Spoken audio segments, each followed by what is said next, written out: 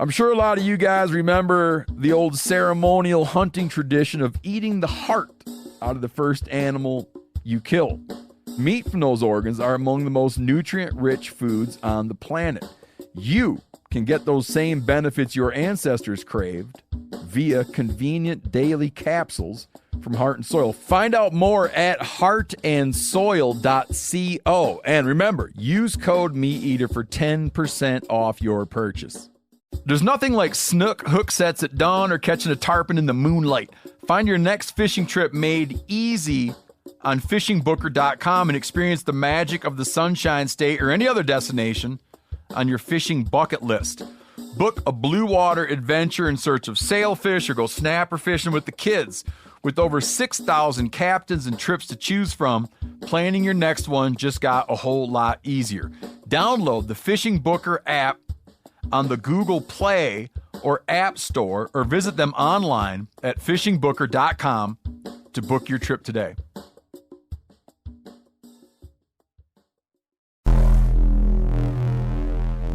Welcome to the Wired to Hunt podcast, your home for deer hunting news, stories, and strategies. And now, your host, Mark Kenyon. Welcome to the Wired to Hunt podcast. I'm your host, Mark Kenyon, and this is episode 331. Today in the show, we're joined by Jeff Sturgis of Whitetail Habitat Solutions to get his on-the-ground reaction and recommendations for improving our back 40 property. All right, welcome to the Wired to Hunt podcast brought to you by Onyx. Today on the show, we got a couple things going. Coming up here soon, we're going to have the main event, which is an interview, a sit-down I did with Jeff Sturgis. Jeff Sturgis, as many of you guys know probably, is the founder of Whitetail Habitat Solutions. He's the author of a whole bunch of books related to deer hunting and managing properties for deer and deer hunting. He's a consultant. He's a YouTuber. He does a whole lot of stuff related to helping you become a better deer hunter and how to improve your property to do that too. So what I did is I actually brought Jeff down to Michigan in late August to go see the back 40. And just because of the timing of it all, we weren't able to include that event in the back 40 show, but we recorded a podcast. So we walked the property, took a look at it, and then took some time to develop a really specific plan for how he would try to renovate things out there, the changes he would make, the things he'd plant, the ideas he had, even how to hunt it. Everything he possibly thought about the back 40 we covered in this episode. So it's very interesting as far as, you know, how you might be able to apply these to your own hunts and to your own properties. But then if you follow the whole back 40 story and the TV show and all that kind of stuff, this will give you some really interesting insight into things we'll be considering for year 2. Because we weren't really able to implement anything he said the first year because he came in basically the last day before we were going to shut down the property before hunting season. But it's interesting. There's even some included imagery that we discussed that I'll be posting on Instagram and Facebook. He put together some drawings outlining exactly how he would do things on the property. So make sure you check that out on social media. But before we get to the main event with Jeff Sturgis, 2 more things. You can hear some fiddling in the background. That's my co-host, Dan Johnson. He is here for our pregame show. But before the pregame show, we got a pre-pregame show, Dan. A pre-pregame show. Yeah, I didn't tell you about this. Oh, and it's not too exciting. It's more like a pre-game show, pre-announcement, which is basically this. And it's only relevant for a small sliver of people listening. But if you happen to be listening to this on the very first day that this podcast goes out to the world, that is Thursday, January 16th, 2020. If you're listening on that day, I want you to know that if you were listening on that day and you happen to be in Western Michigan, I'm coming to your town. I'm coming to Grand Rapids tonight, January 16th, for a book signing and Q&A and meet and greet kind of deal at Schuler Books. That's Grand Rapids, Michigan, January 16th at Schuler Books. So that's tonight, 7 p.m. I'm going to be there. If you're listening to this and you hear it, I would love to see you tonight. Would love to shake your hand, chit-chat a little bit. That'd be awesome. So hoping to see a bunch of you here tonight. I just want to get that out there just in case you're catching this on the day of. So that's my pregame show pre-announcement. Dan Johnson, Yes, is sir. there any chance you might be in Michigan on January 16th at Schuler Books at 7 p.m.? If I show up, it will be with all 3 of my kids, and that would ruin everything you're trying to accomplish there. Or it might make it. I'm just saying. Man, I wish you could be here, but I'll tell you what. I've got, I don't know, you know how sometimes you get back from a vacation, like a really great beach vacation, and for a few days afterwards, you still have like the halo effect. Like there's this nice glow to your skin and you're relaxed and I don't know, just everything feels right in the world. Do you know what I'm talking about? Yeah, I've been there before. Yeah, that's how I feel still today, because just a few days ago, you and I got to share some time together. Yes, sir. Drinking beers, catching up. So I've got the Dan Johnson Beach afterglow right now, is what I'm trying to tell you. I love that because it's almost like we fell right into the same routine where I made fun of your goatee and you made fun of my hand. Yeah. It was just like, oh, Mark, good to see you. Nice goatee, buddy. And you're just like, hey, Dan, can you pick a fork up? You know, like, if it's ever not like that, then we know there's some issues going on. Right. Absolutely. You had a good time. Man. Yeah, it was. And I think that's one of my favorite parts about the ATA is going and getting the opportunity to hang out with people that you only see a handful of times a year. Yeah, exactly the same for me. And for those that aren't familiar, the ATA show, and we've talked about it, I think, every year, but just in case you're new, it's this great big archery trade it's the Archery Trade Association convention, but it's also a bow hunting convention, kind of the best, largest, quote unquote, industry get together for the hunting world. So that's what was going on last week, and the two of us were there. I had a good time. It was a different kind of year for me. I didn't really get to do the whole product thing. I just was running around meeting to meeting, talking to people and stuff like that. So I honestly didn't even, like, if somebody asked me what my favorite 3 new products were or what I thought the most innovative thing was, I don't think I could tell you. Yeah. But it was still a good time. Did you have a good show? Yeah, man. I just did a lot of recording for podcast, all product specific. So you so you got all the product intel. Yeah. So I'm trying to think. I know day 1 we did like 7 podcasts. Day 2 we did equal. Day 3 we did probably 5 or so, maybe 4 or 5 episodes or segments. And I just launched the first one today. Well, not today, but on Wednesday of this week, or no, Monday of this week.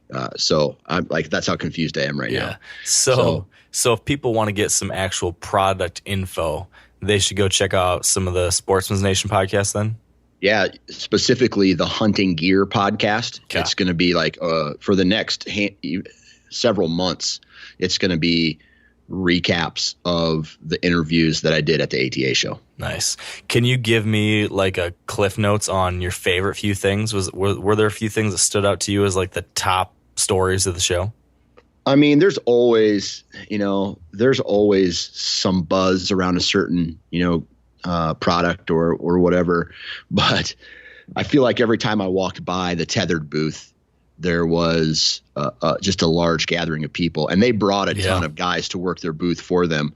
But that was kind of the buzz. The buzz was, saddle hunting. It's coming back into popularity, and the tethered guys had launched a new product. And then I'm trying to think of any other buzz specifically. There was a couple climbing sticks. Let's see. It's Lone Wolf Custom Gear came out with a couple new products. Every bow manufacturer is coming out with a new product, different broadheads from all the broadhead manufacturers. It's just kind of business as usual. Yeah. Nothing too crazy. Nothing too crazy, but here's what I will say. I shot a good amount of bows while I was there. And I never, ever used to be a fan of Matthews bows until this year. I was not a fan of like their draw cycle, Okay. but this new bow that they put out, and God, I hate to say it because I don't know what it is about, like you hear the term fanboy I do. a lot. Yeah. And, Typically it's in reference to people after they meet you. They come walking by, Right. oh my God, I'm fanboying. I just hit 9 fingers. Right. But like Matthews, right. It's almost like if you don't shoot their bow, you don't understand like how geeked up some of these people get about the brand and their bows, and they're strong, so hardcore strong passion loyalty. for it, yeah. Yes. Just like really any brand out there. But I shot their bow, and for the first time in a long time, I thought they put out one of the top 3 bows that are out there. So my top 3 bows this year that I shot were Matthews, and this is in no order. Matthews, Elite, and Prime were the top 3 bows that I shot. And one thing that I was really impressed with is I also shot a handful of and I say this in quotations, but lower tier, not typically the cream of the crop, something at a lower price point. Obsession bows and Athens bows are 2 bows that I shot that performed, in my opinion, very well. I was actually really surprised on how they shot, and especially the lower axle to axles. I was really impressed at those particular 2 brands. And then I shot a handful of other ones that didn't upset me and didn't necessarily surprise me. Yeah. So, and then other than that, just there, every year something new comes out or something neat you wish you had, but nothing too groundbreaking. I'll tell you, I've had, I often get emails from people saying, hey, what bow should I buy? Should I save up to buy the top tier one from this brand or that brand? Or can I just get away with one of these entry levels? And especially for new hunters, I've always thought, man, you do not need anything fancy. Like the entry level bows, those are still pretty darn good compared to anything that was available 10 years ago. The technology has become so advanced across the whole suite of brands and the various levels that it's hard to go wrong. I do think that it comes down to personal fit and feel. You want to find the right one for you and make sure it's the right, size for you and all that kind of stuff. And then a little bit comes down to just like you talked about earlier, kind of how you feel about the brand and if you trust it and if it kind of aligns with, things that you care about. Love my Matthews, but there's other people, I couldn't argue with someone who says they love their Prime or they love their whatever. So it does come down to some intangibles, but I love my top tier bows, but if someone gave me one of the $500, I would probably be killing just as many deer, Yeah, absolutely. And I'll tell you what, like you said, for someone who's brand new, I would hate to be the guy who, hey man, you gotta get spend that money on a good bow. Well, if you have X amount of dollars to invest into hunting in 1 year as a startup, you're definitely want to go to one of those lower tier bows and even some of these major manufacturers have lower tier bows or a secondary brand. Let's see, what is Mission, right? Exactly. Mission from Matthews. I know, I'm trying to think. Bowtech has the Diamond. It's a secondary level. And then, like I said, Athens and Obsession as well. There's several out there, as well as going online and finding a used bow from a handful of years ago that someone, let's say an experienced archer has to have the new one every year. So they decide to sell it. Yeah. I think the biggest point to get across is that don't feel like you have to spend a ton of money to get started hunting, right? Absolutely. Just you don't need much to just get out there and start experimenting and experiencing this stuff. And this brings me exactly to the next thing I want to make sure we talked about, Dan, which was this kind of group discussion, little media conversation that was organized there on one of those days, the ATA. And it was basically a collection of younger folks within the hunting industry that were all kind of organized. The ATA and the hunting public kind of helped host this thing and had a lot of the new media contingent there. So there were digital folks. There was YouTubers and podcasters and writers and all that kind of stuff.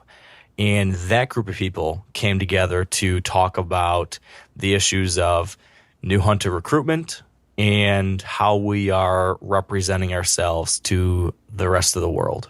Yes. So that was this group discussion. I don't know, how many people do you think were there? 50, 70, something like that? I read an article that was launched recently, and I posted it on my Instagram story, which won't be there. Maybe I'll post it again. But a guy from the ATA wrote it, and it's launched on the ATA's website. And I think he said there was 85 people in attendance, roughly. Okay. Yeah. So there's a pretty good group of people, I think, to be talking about this kind of stuff. Yeah. I got some thoughts on the whole thing, but what'd you think about this collection of folks talking about this topic? This is nothing new. These topics are not new, but do you think that we achieved anything in that conversation? I think this is a good starting point. And what I mean by that is everybody in that room agreed with each other. There was a guy from Vortex, Sawyer. He brought that up. I think he does some marketing and social for Vortex. And I think this is a very good starting point on getting a collective group of people, getting a collective, sharing our thoughts and opinions on how we feel about how hunting is represented on social media, what the industry and what the community are doing, and how we promote it to people who may not necessarily have a point of view on hunting. They're not necessarily for it, and they're not necessarily against it, but how we promote hunting to those guys and how we should act, and I think before we can even, I don't know, I feel like we have to refine ourselves before we go out and try to refine ourselves and get an accurate message put together before we can go and preach it, if that makes sense. Yeah. And I guess we should preface this with an explanation of the issue that brought us all together, which was that hunter numbers continue to decline.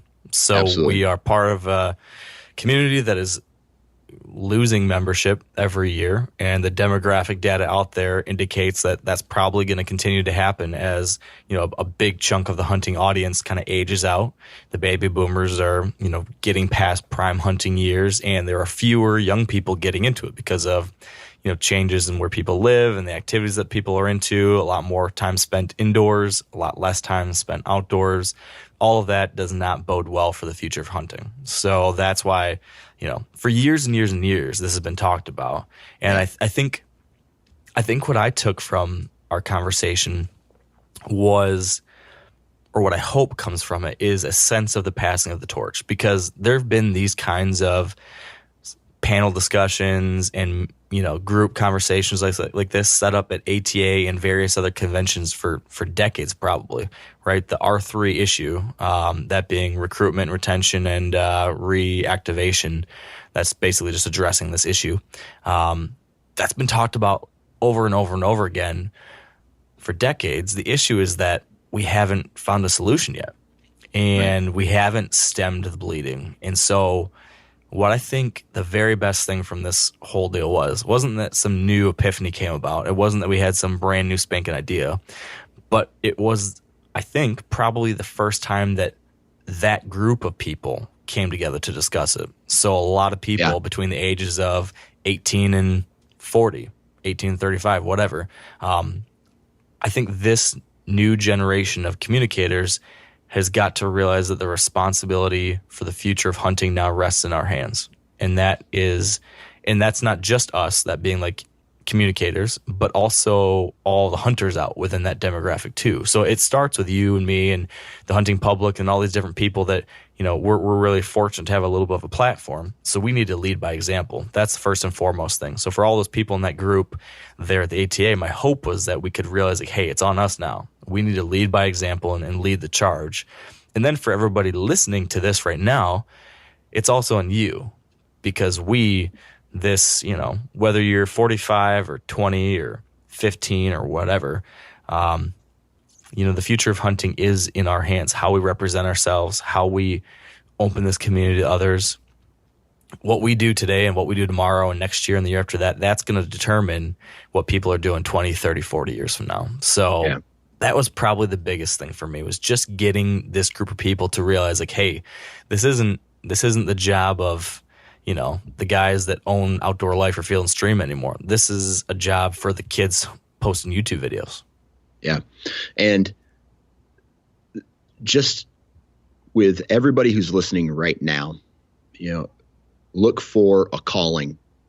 Look for someone like Mark, myself, you know, a whole bunch of other quote unquote influencers and content providers to ask for your help. I mean, basically, in order to change this culture and get people to, you know, more people excited about hunting and get people who maybe have hunt back into it, that retention side and recruitment, we're looking to start an army, and we're going to need everybody's help.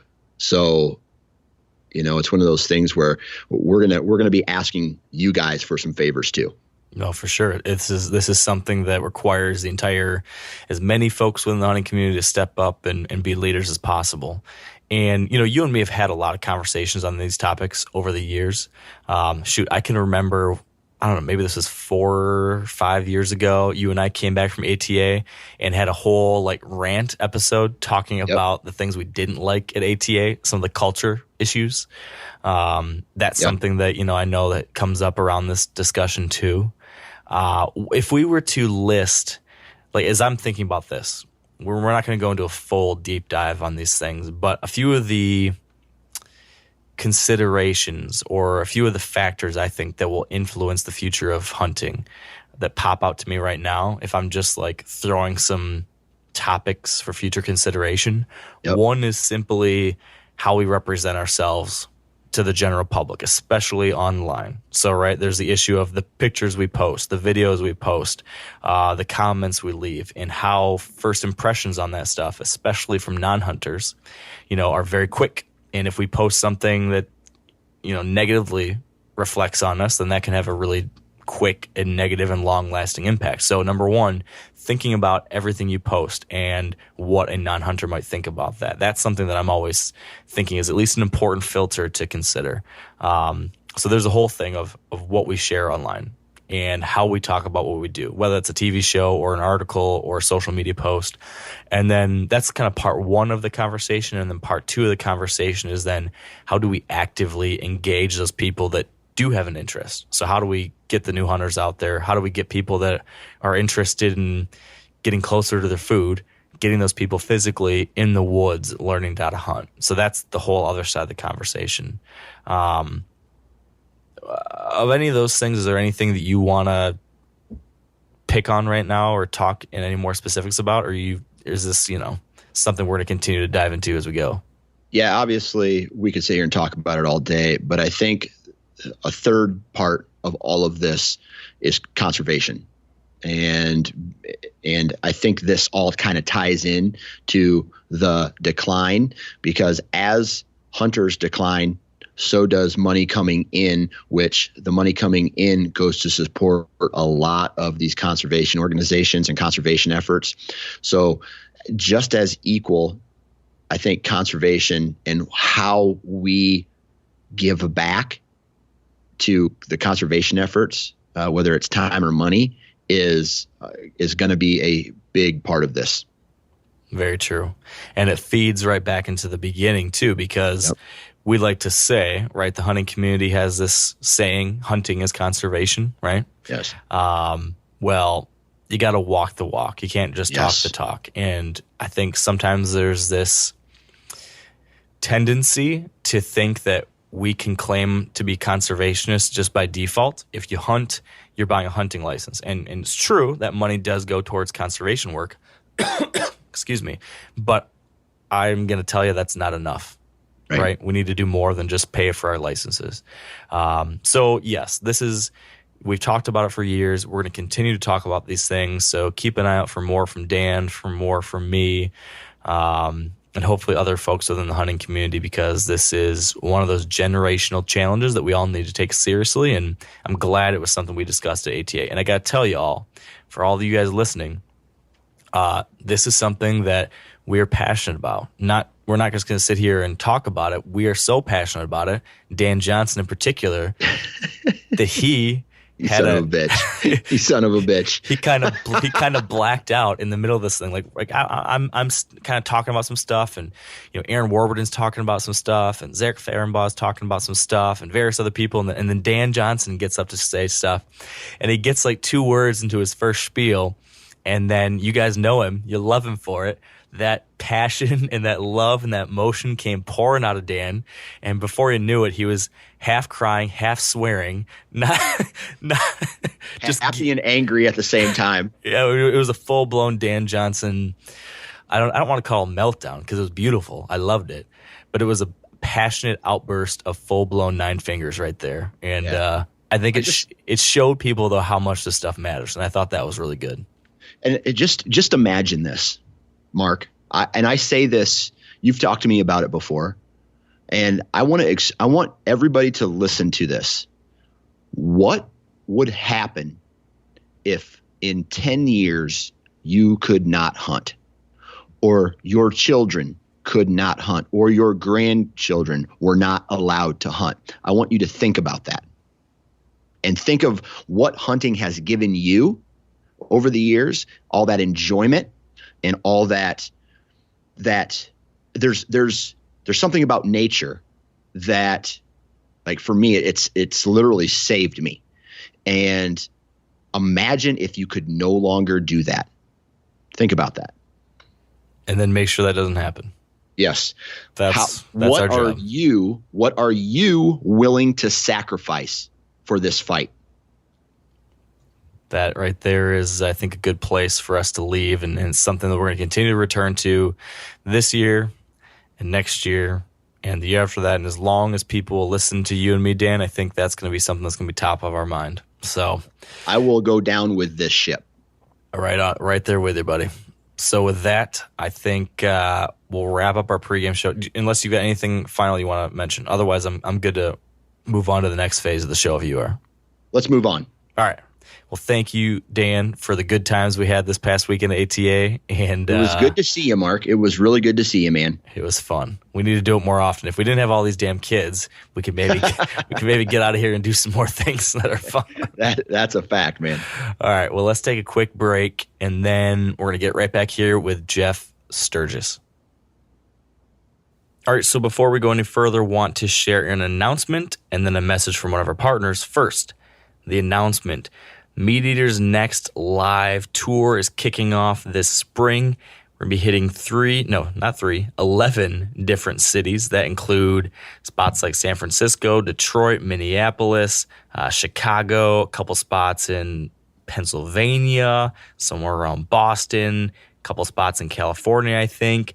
Exciting stuff. It is going to be a different kind of show, too. You'll definitely want to tune in for this one in person, because you can't tune into it on the podcast. They're not going to record this as a podcast. It's going to be shipped out to the Meat Eater audience.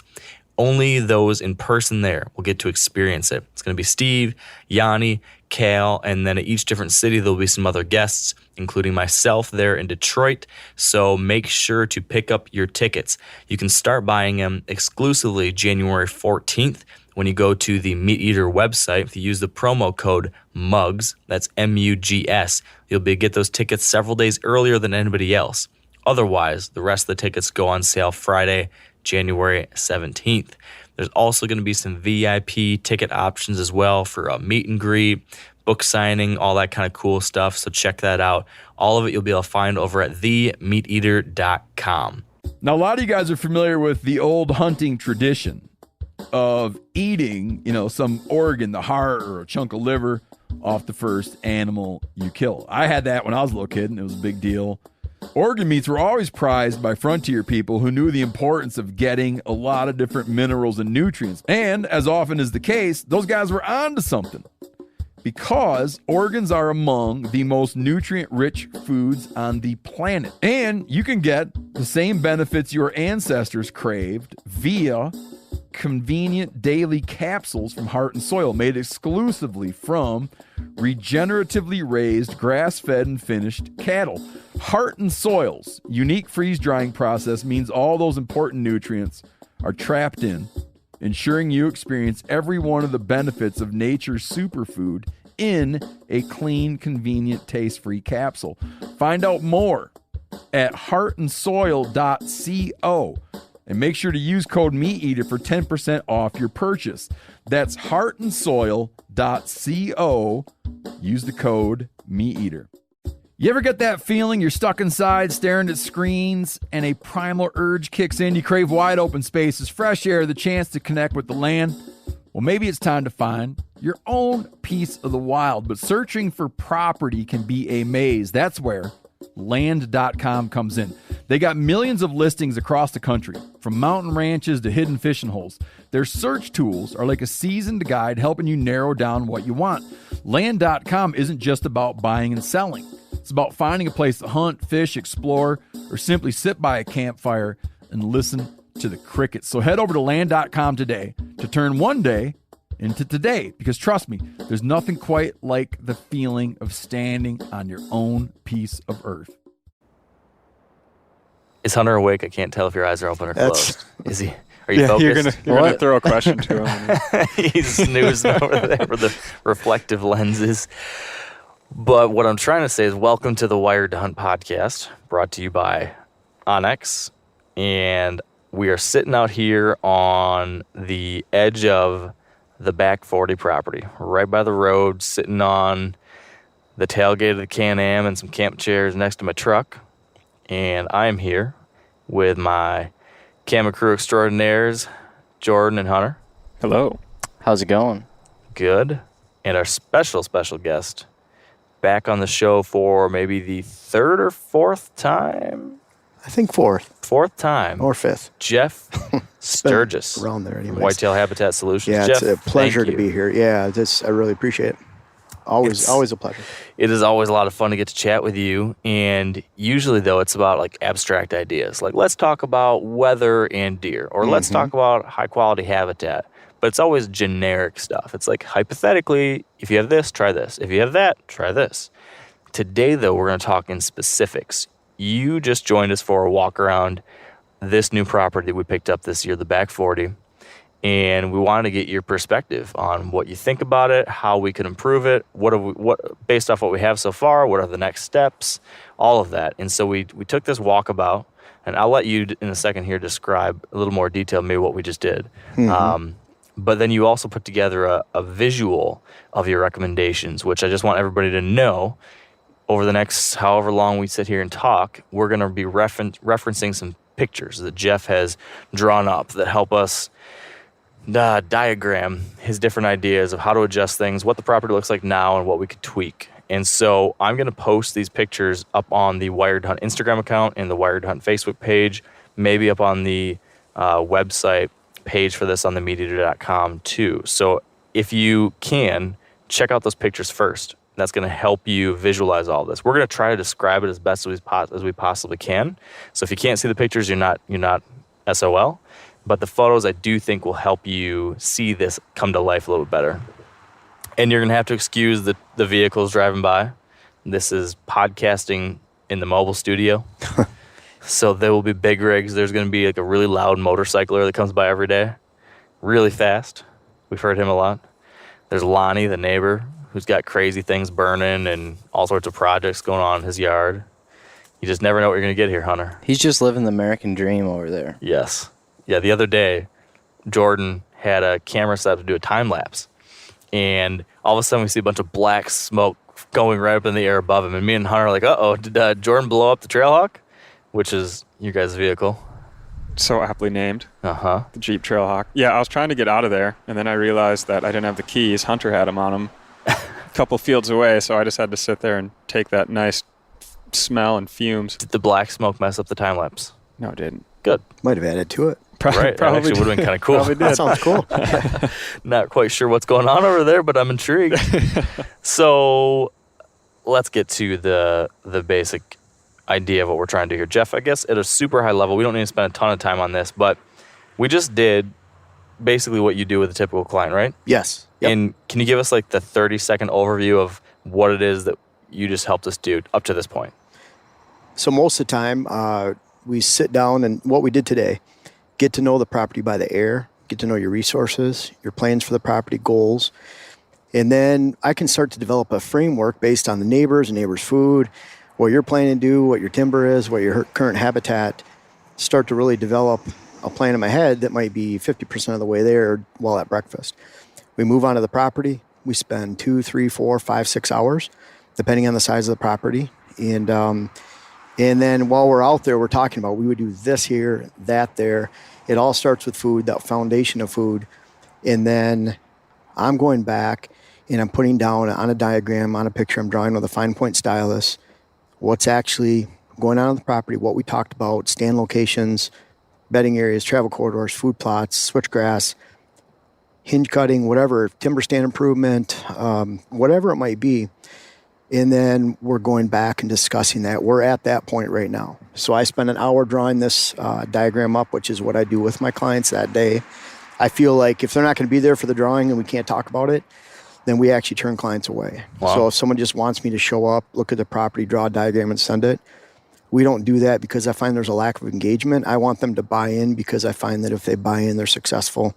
And it's a far greater experience. Otherwise, they're just throwing money at me, and I want this to work for them. And so if they do it, it works, and we need that level of engagement. And that's kind of where we're at right now. I have broke this down into several pictures. Yes. So we've got, as far as from beginning to end. Yeah. So let's first do this. Well, you tell me how you think you would typically go through this, but we could go one of two ways. We could either verbally walk through the property, so I could say, hey, we're at the field 1. Right. What were some of your thoughts on that? And we could walk through the property kind of like we physically did. Sure. Or you could start me off with your diagrams and talk to us the way you would talk about it with a client. How about we just go through that quick? Okay. And then we'll go through, what do we have, 5 pictures or 6? 1, 2, 3, 4, 5 pictures. So how about we go through each one, and we just see if there's any questions, and we'll go to the second one. We're not going to in detail go over everyone too much. It just, that way we can kind of establish a framework, and then we can get to the meat once we get to that last picture. Okay. Does that sound good? That sounds good. So just as a refresher for anyone who's jumping in, I'm just going to quickly describe the property again, just in case people haven't seen the picture. The property kind of looks like Oklahoma.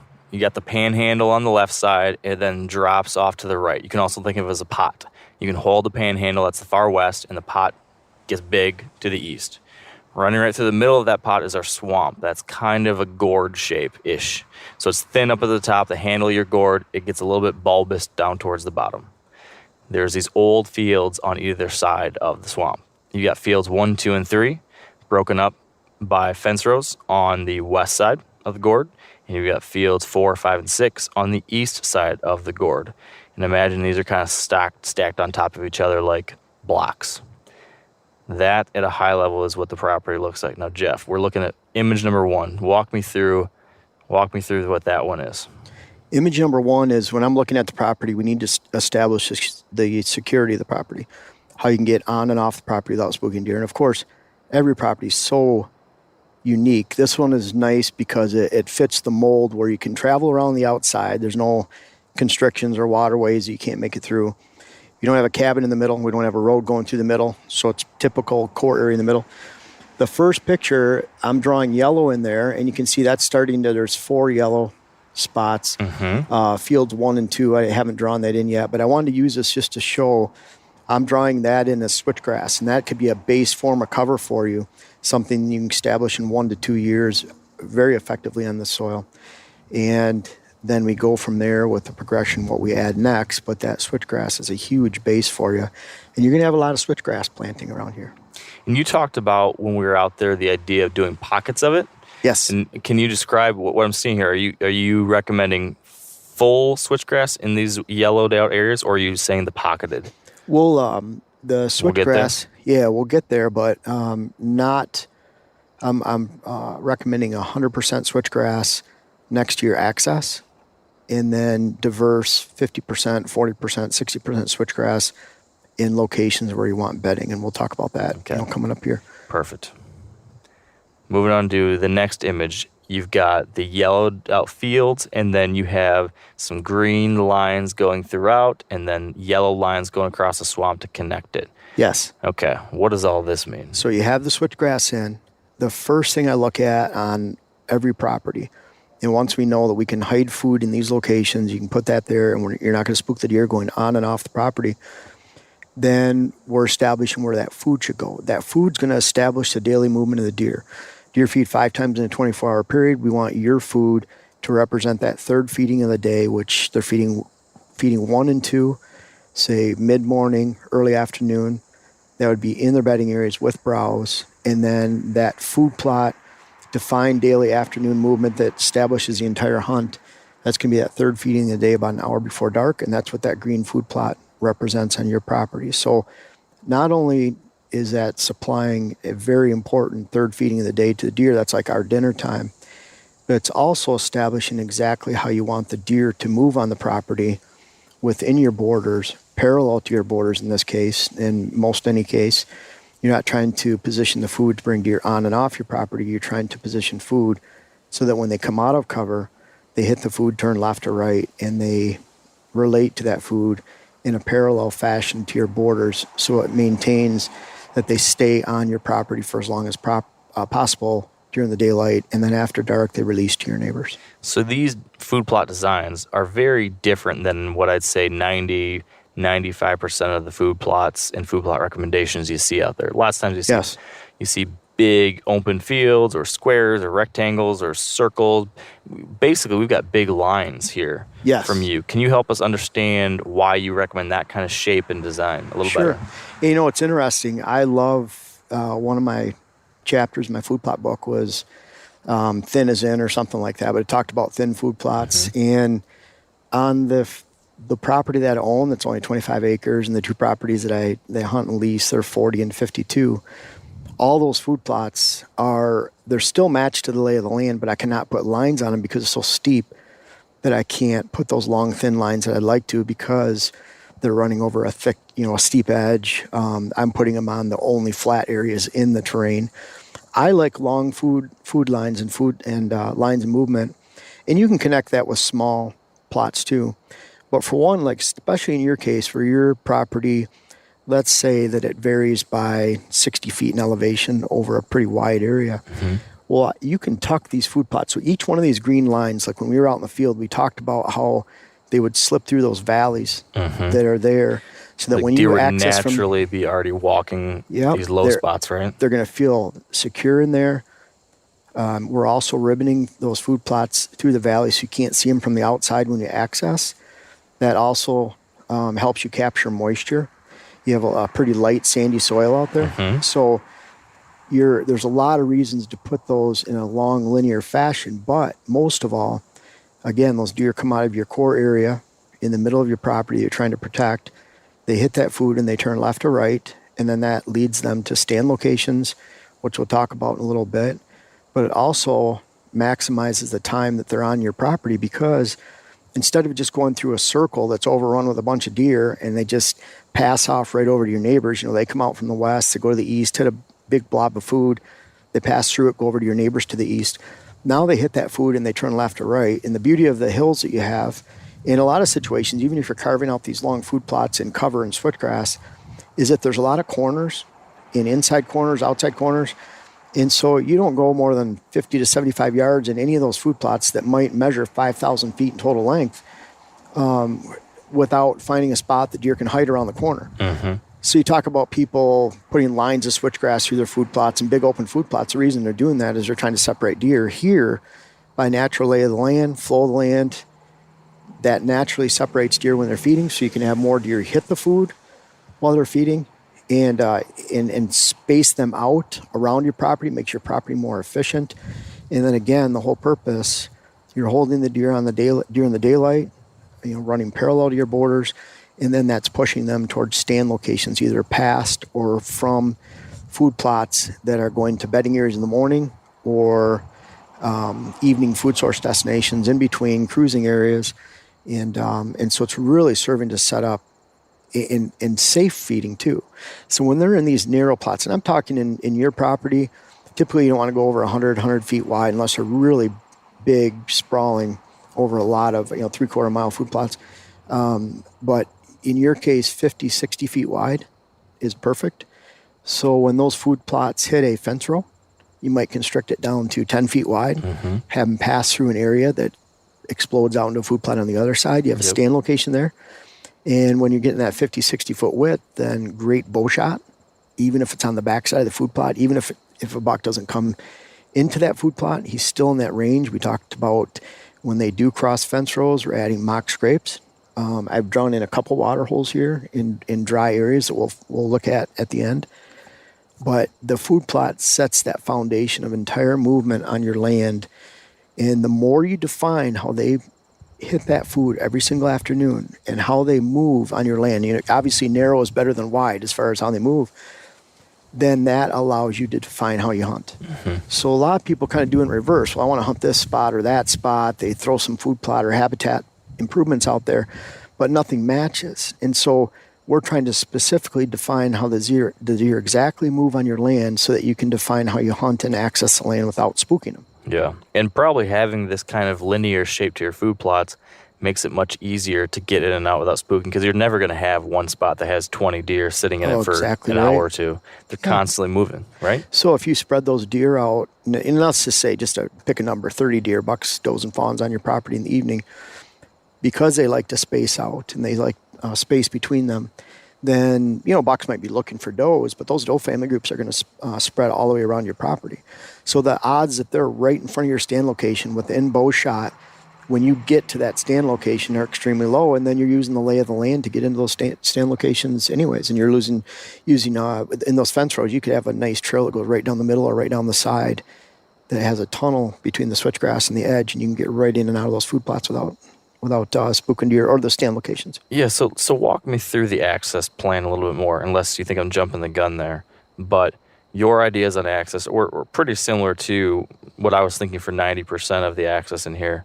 But the whole crux of this property for me has been, how do I get in and out without spooking deer? How do I food in these fields and still not spook them? So because of that, I got pretty conservative with how I designed and cut in the current food plots. Kept them pretty small and tight just because I wanted more space and less opportunity for them to visually see me from a plot. You recommended adjusting that a little bit, but access being something that would be important too. Right. Help me understand your perspective on that. Well, and it's really, really along your lines. I'm very conservative in going in. For example, if you're spooking deer out of a food plot, get rid of the food plot, shrink it, move the stand, move the access. It can't happen ever. Now, not to say it never happens, but you're never setting yourself up for that to happen.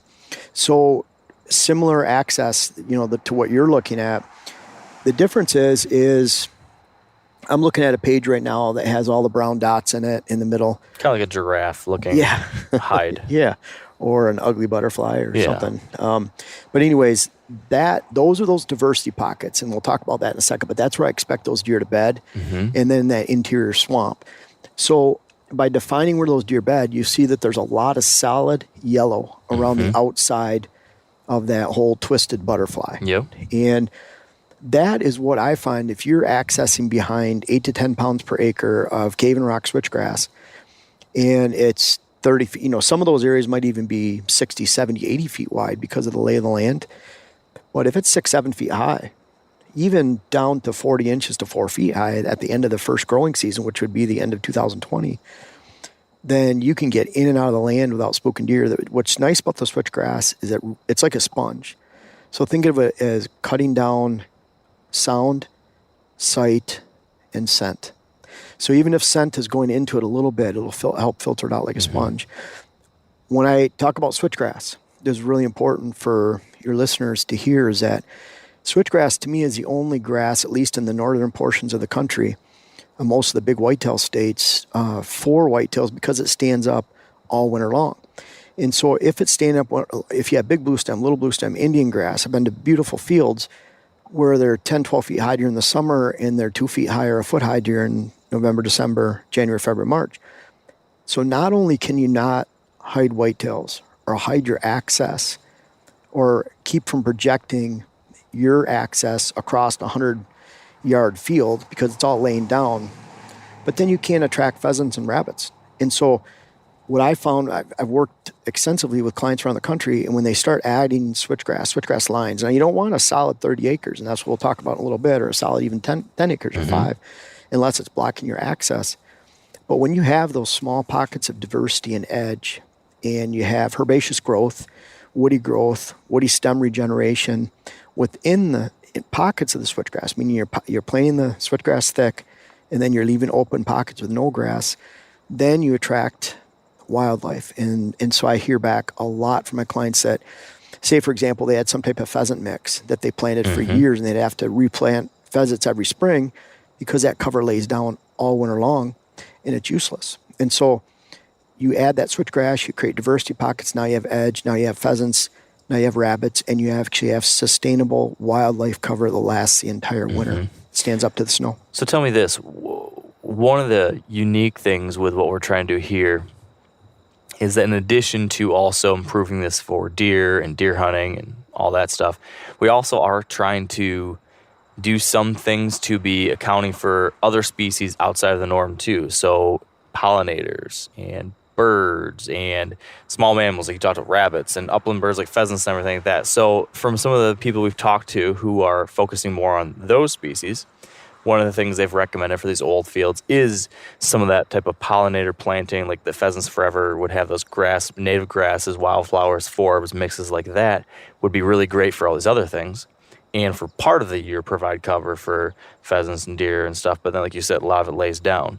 Do you think that we can do you think there could be like a middle ground where we'd plant some of that, but then do solid strips of the switchgrass along edges and then do the circles throughout to make the blocks of switch throughout, but then the insides and kind of everything else be this mixture of different kind of herbaceous cover, like you said? So you'd want about 40, 50, 60% switchgrass. And the problem is with a lot of the plantings for other wildlife species is they're coming in and they're planting with a tractor over a 10-acre field and they're just laying it down. They're not putting any more steps to it than that. This is like taking that and putting it on steroids. Yeah. So those pockets of herbaceous growth, you can plant pheasant mixes in them.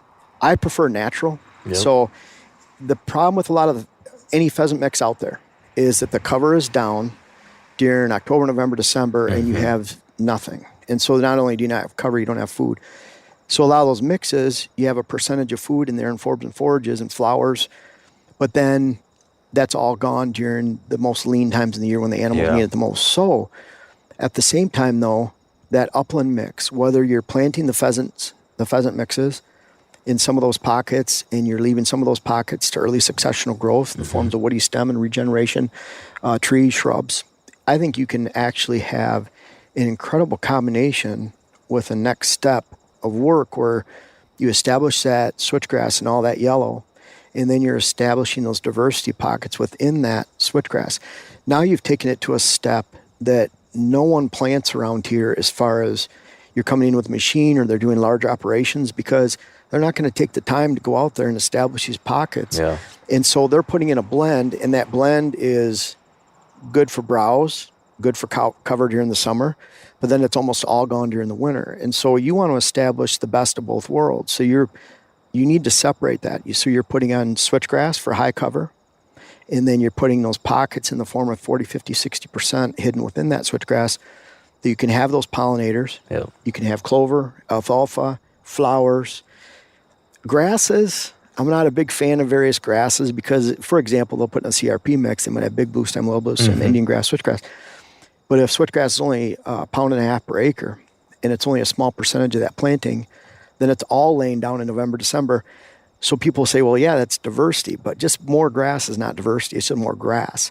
So the things you're talking about with pollinators and shrubs, trees, soft maple, red maple, seeds, box elder seeds, clover, alfalfa, and you can see a lot of the areas you mowed around here, there's clover and alfalfa coming into it. Volunteer clover coming up. Yep. Yeah. And that's what's in that base.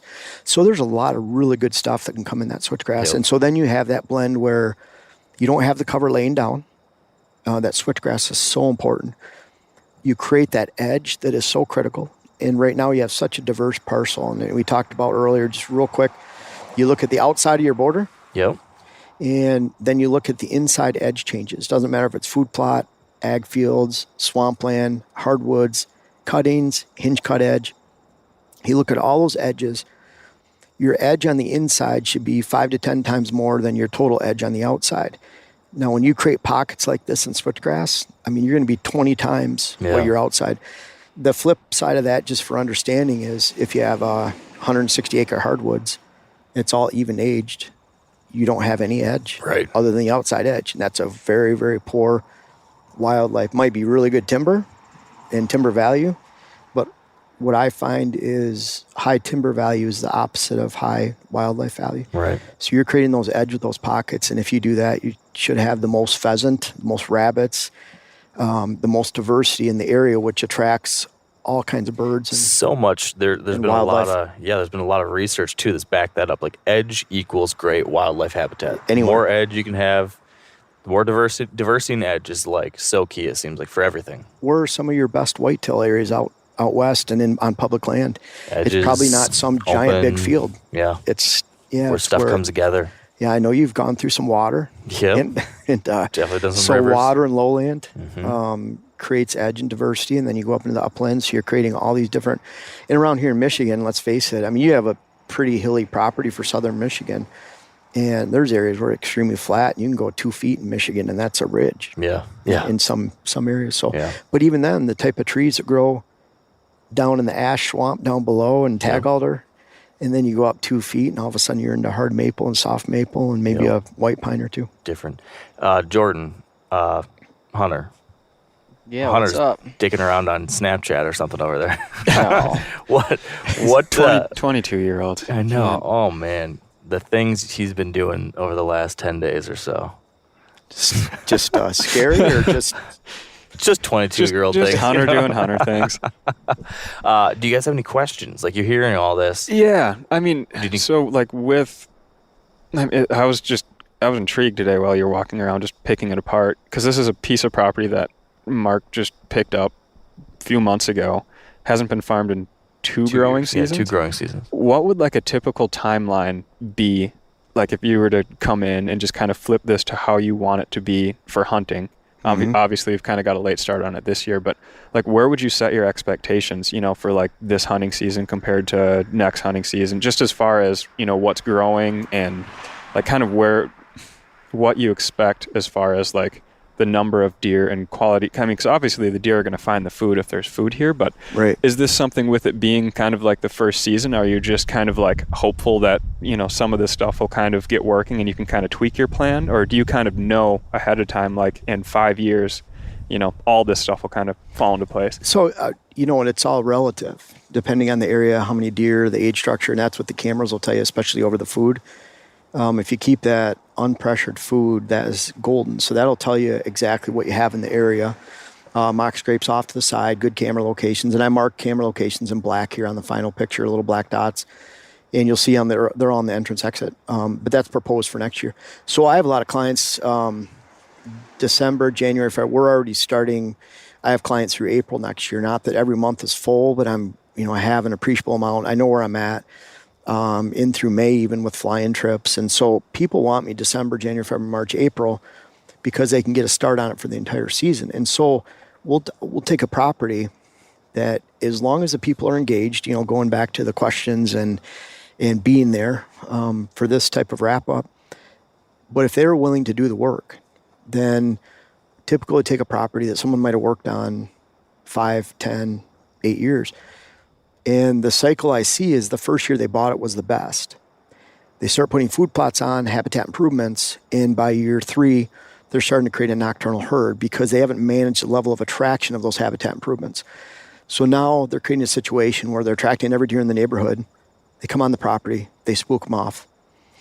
And then by year 5 or 6, not only are they not seeing the bucks that were nocturnal in year 3, now they're not even on the land because they just avoid the property. So you find those 4, 5, 6-year-old bucks really come off.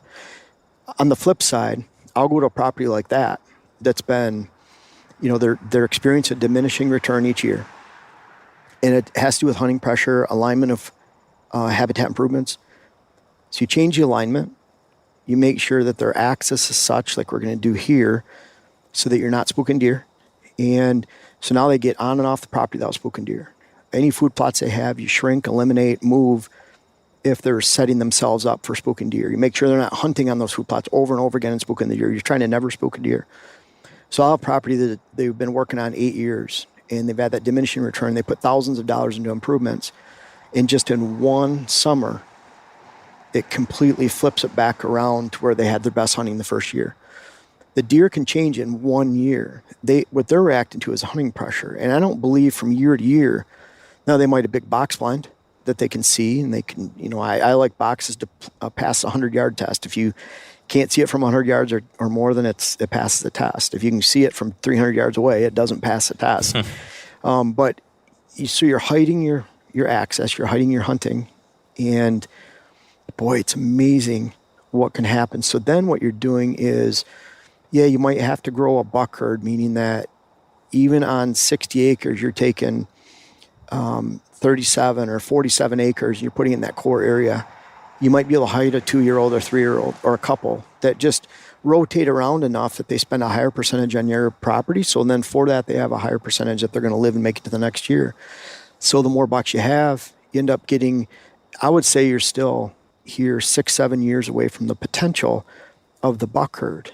But as far as the hunting potential and aligning everything up the way you want, this year, there's food plots and locations that I probably wouldn't recommend for next year, but they have to be hidden now. So we don't have that switchgrass. But once you have 40-inch high switchgrass next year, then next year that foundation of movement is set, and the potential of bucks that are already here, to me, you can target. And so I never look at it like, let's wait 6 years and hunt. Yeah. I look at it like, if a 3-year-old is the best deer on the property, a couple of them, then go for it. And for that, you probably have 5 or 6 2-year-olds around. You'll advance even more of those to the next age class the next year. And pretty soon, within a couple of years, you're targeting 4-year-olds and then the occasional 5-year-old that's here. And that's probably what your potential is here. And that would be by year 3. Yeah. And then your full true potential of really passing on a couple 4-year-olds to get that nice 5-year-old, 6-year-old that might be around is within reach in that year 4, 5, 6. So, but you establish the foundation, you change everything around, you make the deer herd daylight on your land. You can do that in one summer. Wow. I've seen that over and over and over again. Wow. And it doesn't take it. And if you consider that hidden food sources, and developing that core area in the middle, if you take care of those things, then you'll have that daylight herd. If you don't have the food to support the cover, then why are you going to have a daylight movement? They'll food focus somewhere else. And so that food is really important on private land. And that establishes that foundation. Back to the fields. I'm still stuck on that a little bit. Just as with the execution of it, what would be the actual order of operations? Mm-hmm. So would you come in and you would drill in your switchgrass, and then after, would we go in and drill in our pollinator mix first, and then come in and drill switchgrass over top of it in the circles we want? Like, how do we actually do that? I find the best way to do it is you can do it either way. You either go in right now in the fall, and the best way is you can go in there and disc up those pollinators. I call them diversity pockets because they might have pollinators. They might, it's natural is best, but you can disc those in first, or which I'd probably recommend the pockets like that. You could disc those anytime. September is a great time. If you have time at mid-September, the deer aren't going to spook away from here. The buck shouldn't be here anyway. So to go in there and turn a lot of those pockets to dirt and soil, get it down to soil. Now when you go in the following year, next spring, mm-hmm.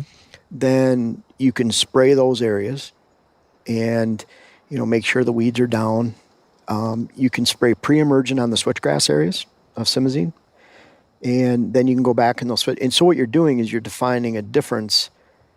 You're tilling these pockets or killing the pockets and tilling the switchgrass. I wouldn't advise that because then you're exposing yourself more. Mm-hmm. You want to leave some of this weed growth around the outside that will at least establish a little bit of protection this year. Okay. But so I would go in and disc up those areas of pockets And then next year, you have a definite difference of habitat going into the spring from the disc areas from this year and the areas you're going to spray for switchgrass next year.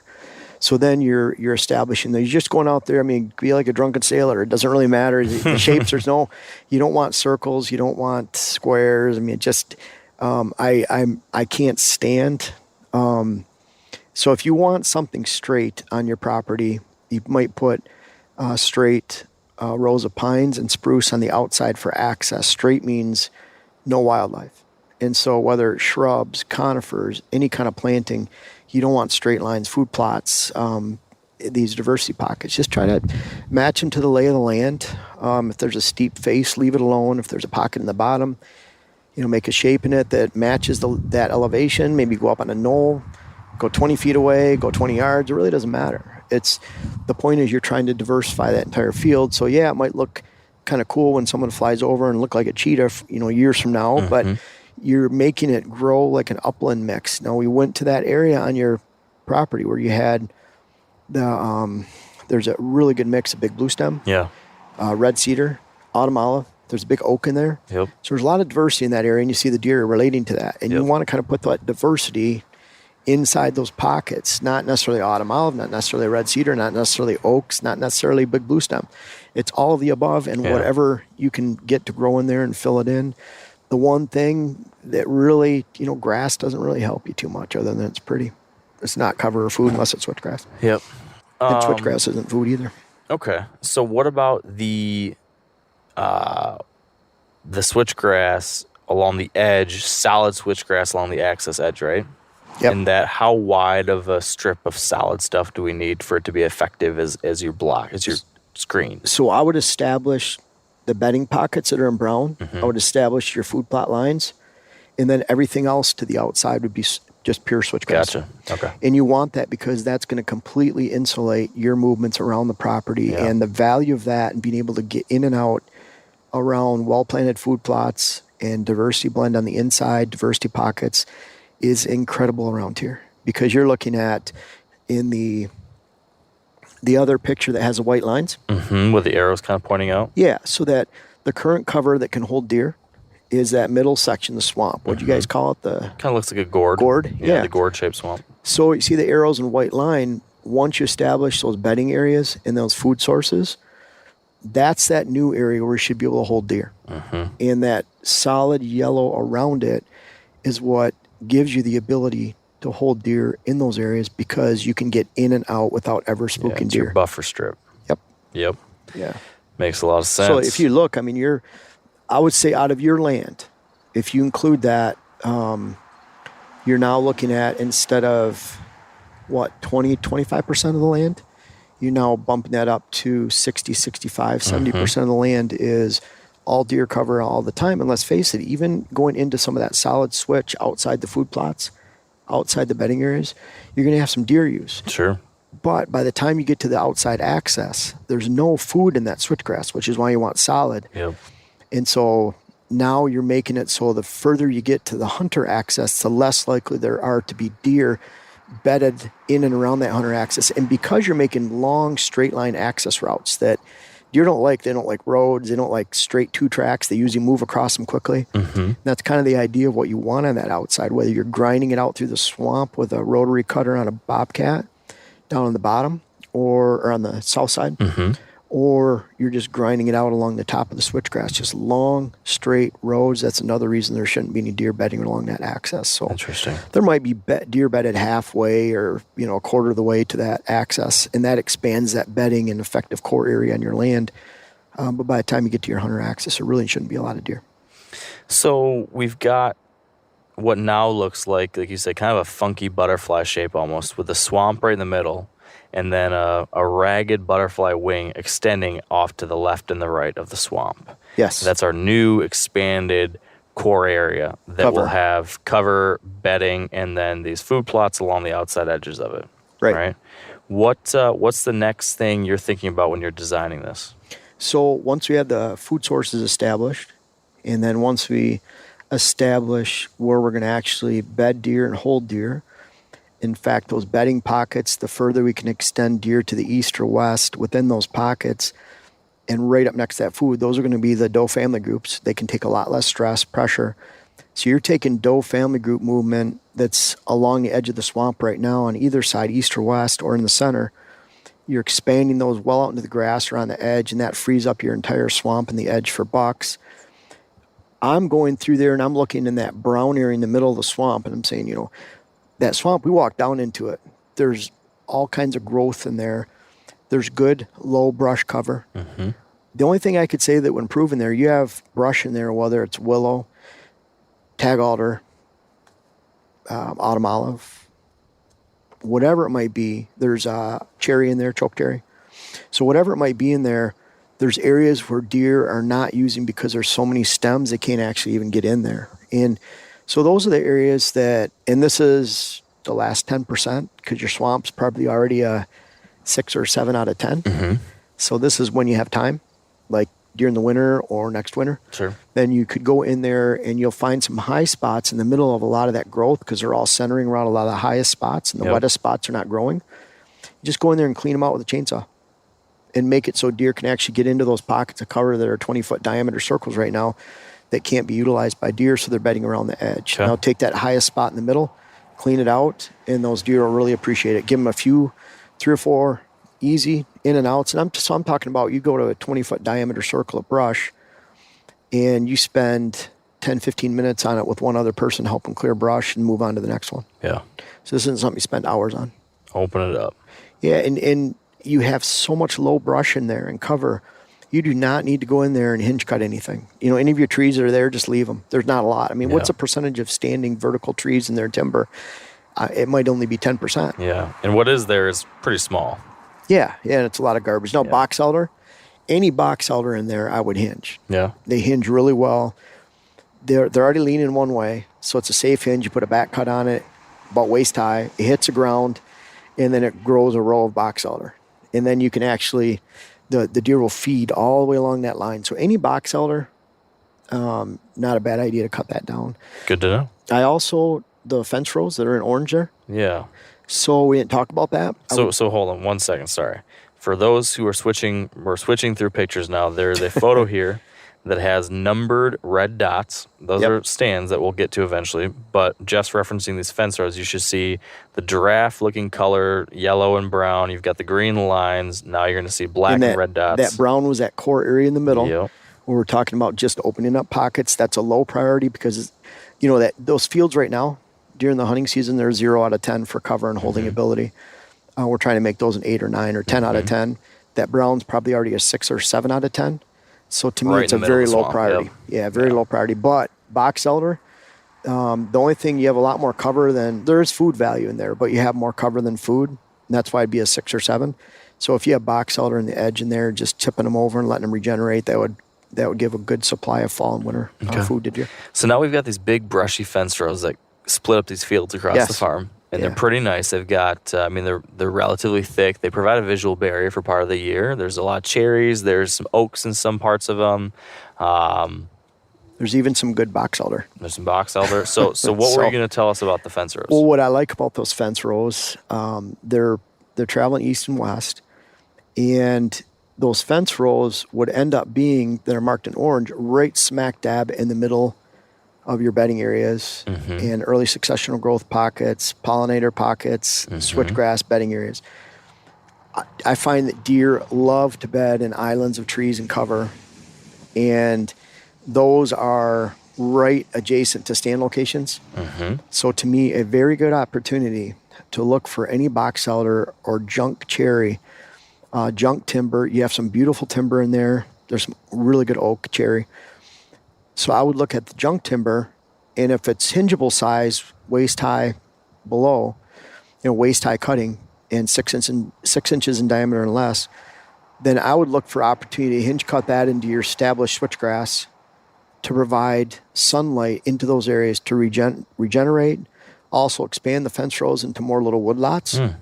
And you're making those cuttings so the trees fell perpendicular to the fence rows, so that you're not blocking off deer from going in and out of the fence I rows. thought you were going to say the opposite. I thought you were going to try to block off the whole fence row so they have to pass through at your stand locations. But you're saying the opposite. Open it up. So it feels more porous to them. They get it out. Okay. But here's the kicker. You can have a trail that goes right through the center of all that and ends at your stand location. Gotcha. So that's the tee. Then you block it off between your stand location and the tee. And so you're utilizing those pockets. Great spot for a buck to slip through, come hit a water hole in the one fence row or being right in front of the stand locations, and then turn left or right and go out in the food plots. Yeah. And then you have mock scrapes there. So you're giving him the opportunity to come through in a bunch of browsers and cover. You're expanding that as little wood lots, overgrown fence rows. You're giving that tunnel through the middle that he can easily walk through. You don't want any overhead constrictions, things that are going to fall in. There's regeneration happening on both sides along with food. And then he comes to that tee. He can turn left or right, go to a mock scrape, go to a food source. He doesn't even have to enter the food plot. And if you notice the line I have around the bedding pockets on the outside corners of the green, that's that line that I'd like him to be able to go right around the outside of the bedding pockets and diversity pockets and come right back into your food plot. And now you've given him a line that he can actually scent check, because he'd rather go to the outside and downwind edge of all that cover and creation that you're installing in the form of those bedding pockets, pollinator pockets, and hidden in switchgrass. Now you're giving him a bedding or a cruising line that you could just mow, make it 3-4 feet wide, and he'll follow that. And now he can scent check everything on the inside. He's on the downwind edge.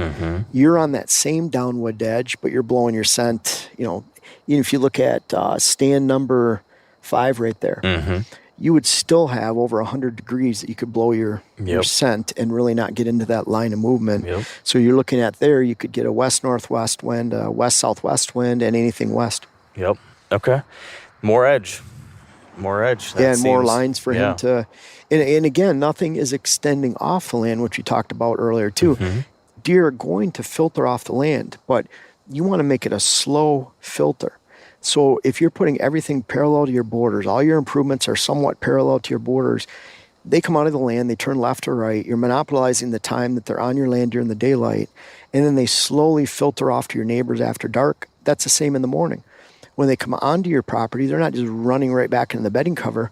They're slowly filtering, they're feeding on the food plots a little bit, they're slowly filtering on your land. So when you come to stands 10, 9, 8, even 7 or 3, it might be, instead of a herd of deer coming back into that bedding area right at daybreak, you're shooting a nice buck, mature buck, because it's the back end of the movement, meaning those does are out in the field somewhere and bedded down.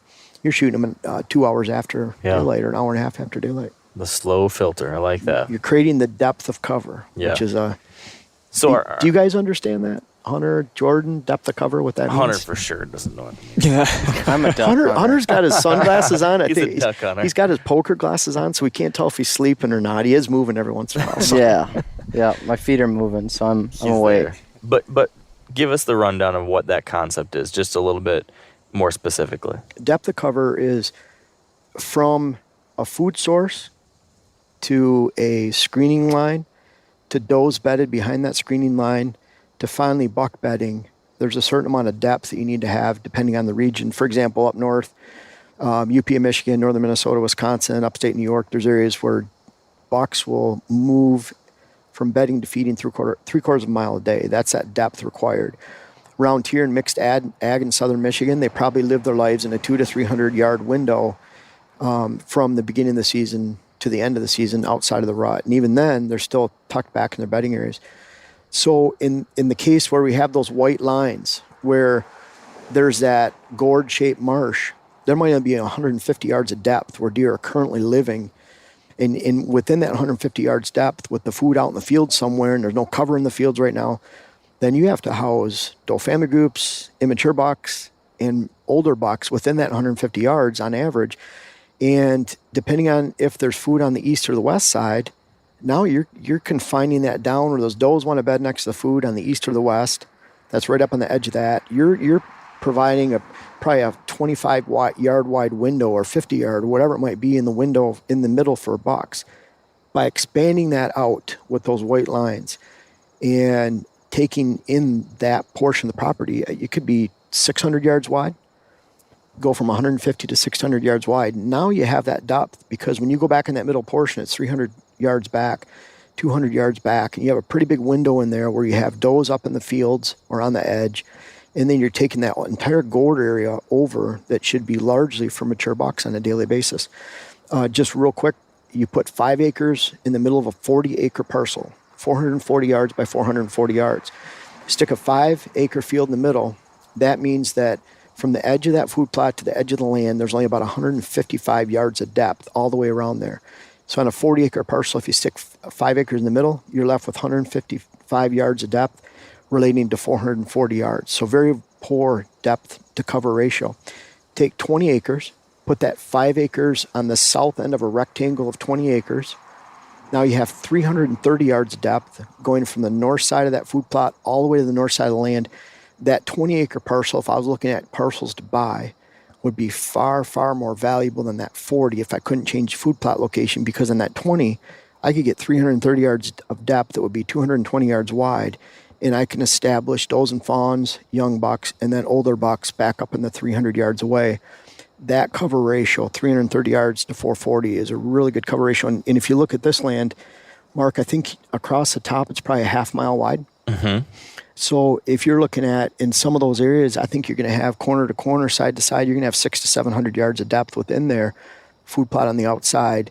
And so a very, very effective depth ratio. If you look at 880 yards wide, the widest, and you're getting 600 to 700 yards in places, that's a very effective depth and cover of depth ratio. Now, a lot of you guys are familiar with the old hunting tradition of eating, some organ, the heart or a chunk of liver, off the first animal you kill. I had that when I was a little kid, and it was a big deal.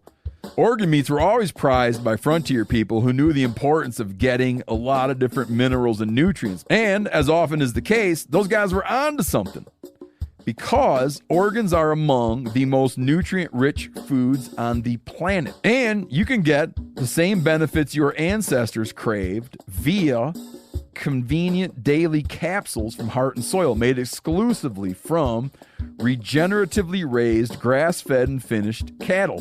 Heart and Soil's unique freeze-drying process means all those important nutrients are trapped in, ensuring you experience every one of the benefits of nature's superfood in a clean, convenient, taste-free capsule. Find out more at heartandsoil.co. And make sure to use code MeatEater for 10% off your purchase. That's heartandsoil.co. Use the code MeatEater. You ever get that feeling you're stuck inside staring at screens and a primal urge kicks in? You crave wide open spaces, fresh air, the chance to connect with the land? Well, maybe it's time to find your own piece of the wild. But searching for property can be a maze. That's where Land.com comes in. They got millions of listings across the country, from mountain ranches to hidden fishing holes. Their search tools are like a seasoned guide helping you narrow down what you want. Land.com isn't just about buying and selling. It's about finding a place to hunt, fish, explore, or simply sit by a campfire and listen to the crickets. So head over to Land.com today to turn one day into today, because trust me, there's nothing quite like the feeling of standing on your own piece of earth. And so when you, just to reiterate or to break it down a little bit simpler, the biggest thing that the depth of cover allows you to do, if we're focusing on our hunting goals, is that if we have a greater depth of cover, it opens up the possibility for there to be more buck bedding, more spots for mature bucks to hang out, because you're allowing there to be that space on the back end. They need that back because, right, the mature bucks typically are going to bed further away from the food than the does. So if everything is crammed in 100 yards, all those does are right there, then the bucks would have to be directly behind that, and there's not a whole lot of space. So you might, 1 2-year-old buck or 3-year-old buck, and they're like, no other bucks go on and take up shop there. And then right? At the same time, and that's where it gets in the complexity, not to open another can of worms, but if I you love have cans of worms. well, when you add a lot of summer food and you create a lot of high stem count, thick cover on your land, including the diversity pocket switchgrass, now you create the perfect fawning conditions because you have high quality summer food and high quality fall, winter food that does just crave for their summer fawning grounds. So you can actually create an excessive amount of does on your land. I call it a doe factory, to where you can imagine if you don't have a lot of depth, and does and fawns take a lot more pressure than mature bucks, you can easily, and this is what I see on that progression of property, where you have the diminishing return, is all of a sudden 5 years later, their property is overrun 80 acres and they have 40 does and fawns on it, and they have 10 acres of food and a lot of good cover, but no bucks, because there's so much stress, and those does have taken up that entire depth of cover, on the land. So there's really no room, literally no room left for mature bucks. And in those properties, you have average hunting during the rut, and outside the rut, unless you have a bunch of standing food in December, you have really poor hunting the rest of the time, because those bucks are staying off your land. They're non-core bucks. They don't come on until the middle of the night or the rut. And you get a 10-day window to hunt, and outside of that, so a good property to me, when you have effective depth, when you have balanced sex ratios, and you have those mature bucks that are coming onto your land in mid-September to mid-October, then that's the type of property you should be able to hunt from opening day to the end of the hunting season and have a realistic chance at a mature buck that you're targeting on the land. And by chipping away at them, preserving that core area, then to me you have a very high likelihood that you will shoot him at some point during the season, because you're maintaining a property that allows him to stay on the land and invites him to the land to stay. And it all goes back to that depth. And, of course, if you're pressuring your food plots, that's not going to happen. If you're pressuring your bedding areas, it's not going to happen. But when you're putting it all together, it goes back to Jordan's question about, this really doesn't take that long, because most areas, the whitetail habitat, anywhere they roam, the habitat improvements are overpressured. There's too many does. It's hard to manage. And so we've worked on these fence rows. We've opened them up. We already have our diversity pockets inside. We have our food plot, creating our butterfly shape and this great depth of cover of protected area all throughout the inside. I also see you put in a couple of recommended water holes. yes. Want to talk about that a little bit? Why? Why water holes? Why there? Water holes are incredible, especially during the rut. Everyone thinks about water during the summertime, but during the summertime, there's so much herbaceous, so much green growth, soybeans, alfalfa, that deer, the moisture requirements that they need are met by what they eat. So a lot of times we'll see, we'll have a camera on a water hole, and this is going back 15 years, where we'd get 800 pictures. It's been sitting for 6 weeks, and it's one of those lantern you remember the lantern batteries that you used to use for the first digital cameras? Sure. And pretty cool, because we graduated from 36 exposure film, and now all of a sudden we can get several hundred pictures. So we came back and there's 800 photos to go through. It was an awesome thing, and it took a while to go through them. And we'd find that from August, September, even early October, that the majority of those pictures on the water hole were in the evening, let's say 700 out of 800. And then very few pictures in the morning coming back. And it was because those deer are bedded dry all day, and they'll hit that water on the way to their afternoon green food source. So they're thirsty all day. If these deer are bedded dry, they're not going to go out of their way 100 yards, go down to water, get it, and then go back to their food source in the evening. What's really interesting is we put a camera, and we've had cameras on water holes for many years, is that, the bucks will hit them here and there. They hit them in the evening. But where the action really heats up is the end of October. The bucks will tell you when the pre-rut starts, because all of a sudden you're getting pictures at 9 o'clock in the morning, 11 o'clock, 1 o'clock in the afternoon, because they're moving. And so they're thirsty. And that's where the water holes come in. So you're using water holes and mock scrapes. I recommend a mock scrape at every stand location. I love the mock vine scrapes. I love the vertical scrapes over the horizontal scrapes. Been using them for years. But that combo of water hole and mock scrape, or mock scrape itself, really defines a lot of movement in front of those stand locations. And I'm not trying to push any scent company. I don't use any scent. In fact, I urinate on the scrapes myself. And that's to start them in July. But we find the bucks and the deer, all deer will hit them all year long when you have those established vertical scrapes and they're right in the middle of their trail. I like the vertical hanging about waist high, because then the does, And you're saying use the vine, right? Use a grapevine or something? Or? Grapevine, if that's native and natural to the land. Up north, you might look at trees that deer commonly rub, and they prefer to rub. And so jack pine up north, awesome. jack pine branch, 3/4 of an inch to an inch, 5 feet long. And you want that weight so that they can rub their preorbital glands. You want it for fawns, does, and all bucks. So all deer that go by keep accumulating their scent on that branch. Beech trees, beech tree branches, beech tree rubs are very common. Poplar or aspen, rubbed all the time.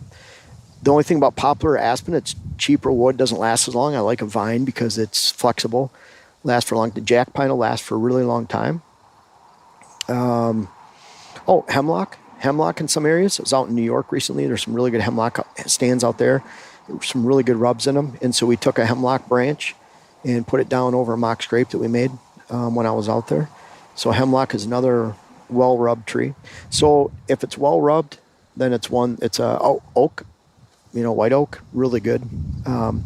So there's a lot of, if you're noticing that they're rubbing, you could use like sumac, for example, but sumac's an early season rubbing tree or bush, whatever it's classified as, but that breaks apart and dries out quickly. So if you're thinking oak, hemlock, jack pine, and then vines, they last the longest. Vine, we have one right now. I shot a buck, and if you look at, I think it's like mock scrape results, if you look that up on Google, it shows, we talked about putting the mock scrape in 2014. Later that gun season, I have a picture of a nice buck taking a nosedive right in front of the camera, right at the mock scrape. And you can see me, my little orange dot up in the right-hand corner. And then, but that scrape is still there today. The branch is lowered like 10 feet. It's a big box elder. But that what would that be? It's, I can't even think right now, the 5th or 6th year that mock scrape is in use. It's cut in half. The deer cut it in half. They were standing 2 years ago. Now the vine's right in their face. I need to position on a different branch, but it's just been there so long I can't stand moving it. Right. And you were saying too, and it's something that I just flat out haven't put any thought to, but those vines, they'll hit them way earlier than you think a deer would. They'll hit them every month of the year. Yeah. And so we go out, we start them typically in July with a rake or a stick or our boot, and we just rough it up, pee on it, and you'll find they'll start hitting it immediately. New scrapes that we put out in July. I have a mock scrape playlist on my YouTube channel. There's probably 16, I think it's 16 scrape videos. And even some recent as we put a new mock scrape out in early July. I was hoping you meant there was a series of songs you like to listen to while making mock scrapes. Playlist. Yeah, that's what I was thinking. But yeah, no, it's that playlist. If you look on there, even the recent ones, we have mature bucks hitting new scrapes within 3 to 4 days of really making it, putting it out, and creating that scrape. So all ways, including the water hole, to narrow down buck movement at a stand location. And by the time you're making a thin pass through that we talked about through the fence row, you're adding a mock scrape, you're adding a water hole if it's dry. If deer are bedded dry and they're on the way to food, then a water hole is appropriate. If there's water on the way to food or water in their bedding area already, then a mock scrape is, typically useless unless they're. You mean a water hole? Water hole, yeah, water hole. Sorry, is typically useless just because they already have that water at either one, and that's why I don't like adding water to food plots, or I don't like adding scrapes to food plots because it's already an attraction, and so you're losing the attraction of the water hole or a mock scrape that you could be adding right directly at a stand location. But your water holes in sight or scrapes are essentially right. I mean, they're at bow shot. Within bow range. Yes. But the food plot is right there. It's not like you're keeping them far away from the food, right in the edges. Yeah, so I'll see a food plot. And so that's where the thin lines are different because you're putting it on food, but it's bow shot. Yeah. But I go to a lot where there's a 2-acre field and they have a scrape tree over to the side, and every time they go in and out of that stand, they spook deer regardless of whether there's deer. It's just too large for them to be hunting without spooking deer. How big a water hole are you talking? Are you talking just like a little puddle or a pond or? I really like, we go back, I just look at a picture of my son Jake. He had to be 5 years old, and he's sitting over a 27.5-gallon tank that we have dug down in the ground, and the water's funneled into that area.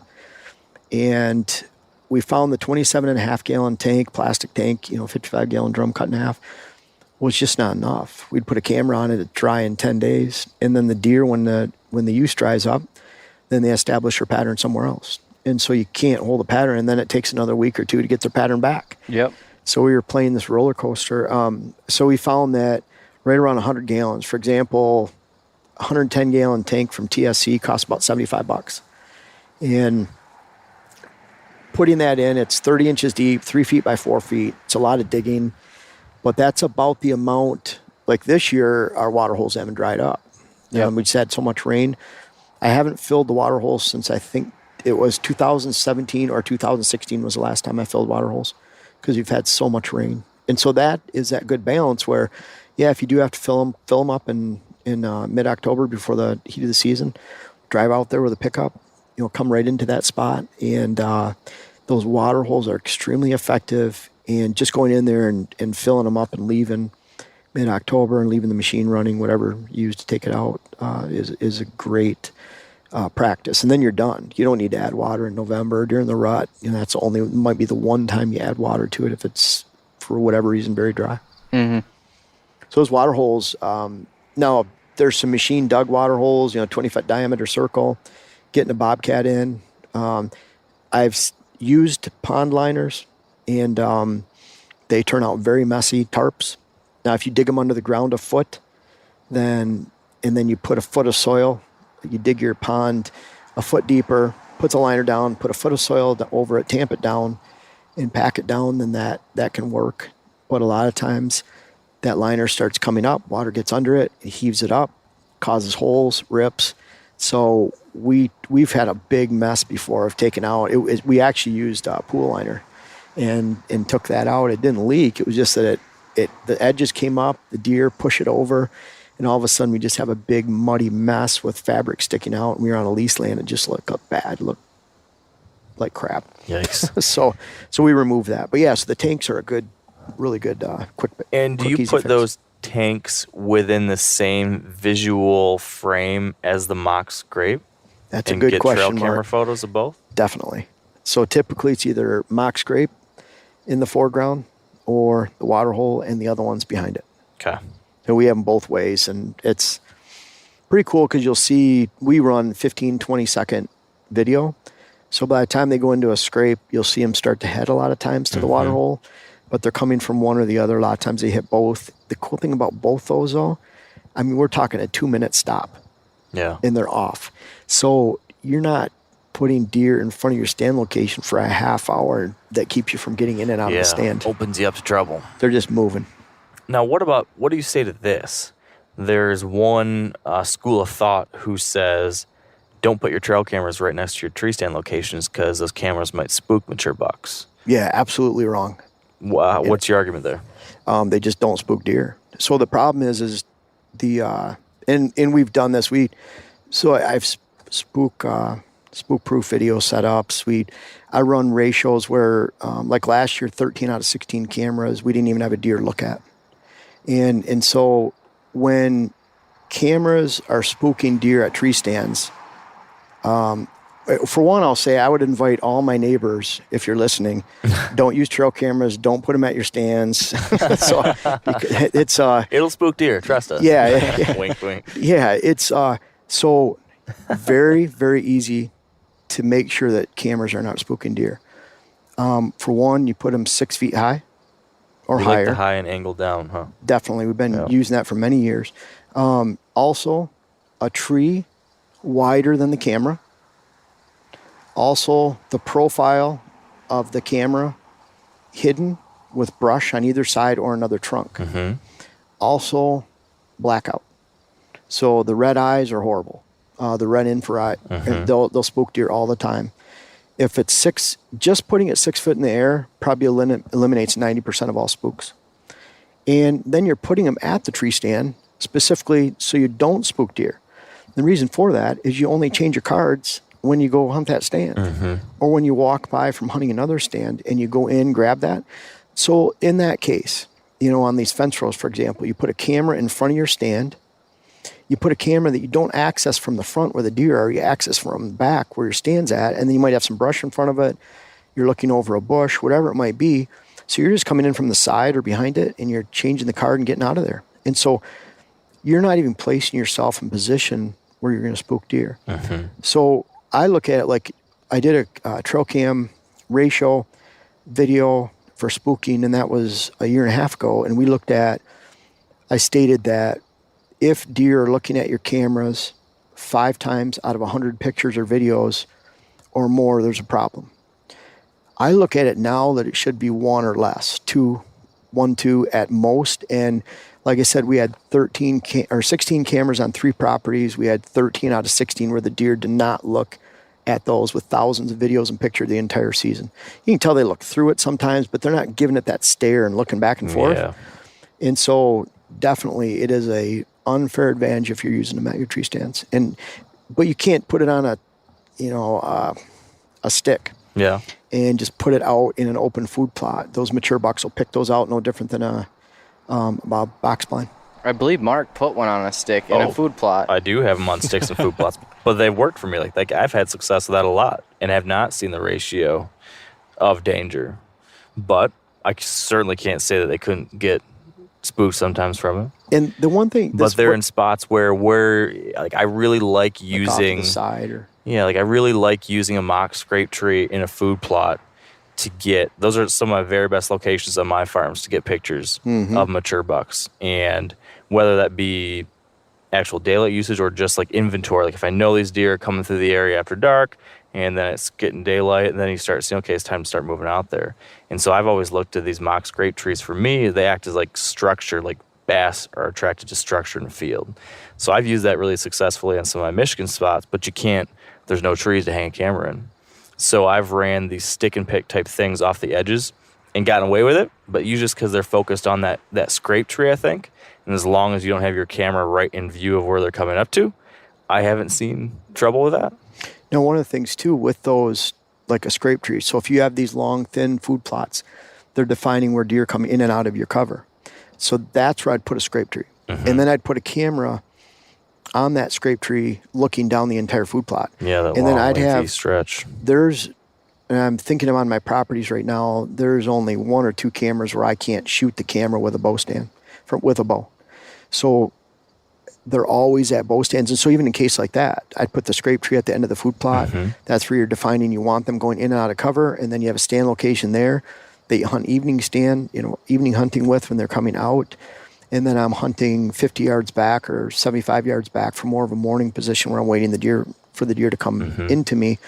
But that scrape tree is helping to serve to set up that movement that you're trying to define in and out of the cover, even if it's on the edge. And a long, thin food plot like that is perfect because then if you do have that camera, you can look right down the edge or right down the food plot. Yeah. And I'm talking purely like when we have deer that spook by cameras, it seems like almost every doe that comes through the area gets used to them, even if it bothers them initially. Mature bucks are a completely different story, and most people out there, they'll remember a time where they got 1 mature buck picture of a certain buck or 2, and then that was it. Sure. And I look at it like a lot of times, I see that online. Look at this buck, it's on Instagram, and they'll show a little video, and the buck comes in and looks at the camera, and you think, oh, man, I wonder how many times they're going to get a picture of that particular buck again. And that's it. Yeah. So speaking of all these camera locations at tree stand locations, you showed on here some of the spots that you would want to put tree stands yourself. Want to talk through some of these or, what the basic things were you were looking at for several of these to kind of wrap up 360 here? Sure. Yeah, I look at, when you look at stand locations 5 and 6, and you could extend that a little bit to 7, but definitely 5 and 6, and then 1, 13, and 12. Those are all out to the extreme east or west. Those are all also very important evening stands. They're all on food. They're ones that you can get in and out very quickly. You're hoping bucks, especially during the rut, will follow those feeding lines, or bucks in general will just come out and follow left and right and go by a stand location. You have water holes or cameras on, they'll tell you what's going on. So those are your extreme stands that are all evening stand related. When you get into stand 2, 11, 7, and 4, those are all kind of intermediate stands where you could say, because you have food that's stretched out over hundreds of yards, there's a really good chance, like opening day of bow season here in Michigan on October 1st, You could have a buck that's even on your neighbors at daybreak, comes in, follows the food, goes right back to his cover, and he's going right by a stand location. Right. And so those are, and during the rut, same thing. You might have a buck that actually cruises all the way around and then comes back in. So to me, those are the kind of stands that even during the rut could pass off for fairly decent morning and evening stands. Now, maybe not necessarily in the pre-rut because they're either back in their cover or they're moving in the morning, they're active in the morning and evening. You might sit in that same stand. But so really good intermediate, kind of both, and you extend that to 2. So 2, 11, 4, 7. Mm-hmm. Now, when you get into 8, 9, 10, and 3, those are pure cover related. Yep. Now, not to say that your cameras might be telling you that there's a possibility that there's a buck really moving around in there during the daylight, during the rut, but you're establishing those stand locations as pure morning stands. You want to get back into 10, 9, 8. It might be that you think there's a giant buck you're after that's hitting 12 and 13, 1, 2, somewhere out in there. Mm-hmm. And you really want to get into 10 or 9, wait for him to come in. Well, you might go all the way around the property on the north side, down the east side, and then back to the west. And let's face it, it sounds like a lot, but what are we talking, a 15-minute walk? Mm-hmm. Not too far. So you get into 9 or 10 and you wait for him to come back to you in the morning. And you've gone on the outside of where you think he's at. And so you have fresh, you're looking towards 12, 13, 1, 2. You haven't spooked anything. And so for those who maybe aren't looking at the image here, those 3 different categories of stands went from farther to the outer edges. That was your easy access evening locations were the outer edges, and then we took one step closer to the swamp. Those are those intermediate stands, and then now your rut, bedding, cover related stands are those inside the swamp or just inside the edge type stands. Yes. And if you were saying, like, if you put like a epicenter, you throw a dot right in the middle of the swamp, that's like the epicenter of cover, the deepest, darkest tangle of the swamp. Yes. And then you're just on the edge of that. Slowly range out from that. Yeah, and then you're also, like I recommended, a forestry mulcher on a bobcat, something like that, and that can create that travel corridor. For those that don't know what that is, that's basically just like a super tool to carve paths. Yeah, if you look at, it's almost like a giant curling iron with carbide teeth that's 3 foot in diameter, 2.5 foot in diameter, goes on the front of a bobcat and it spins, chews up the ground, it chew up to sometimes a 12-inch maple, and drag it down, shred it up, evens the ground as it goes.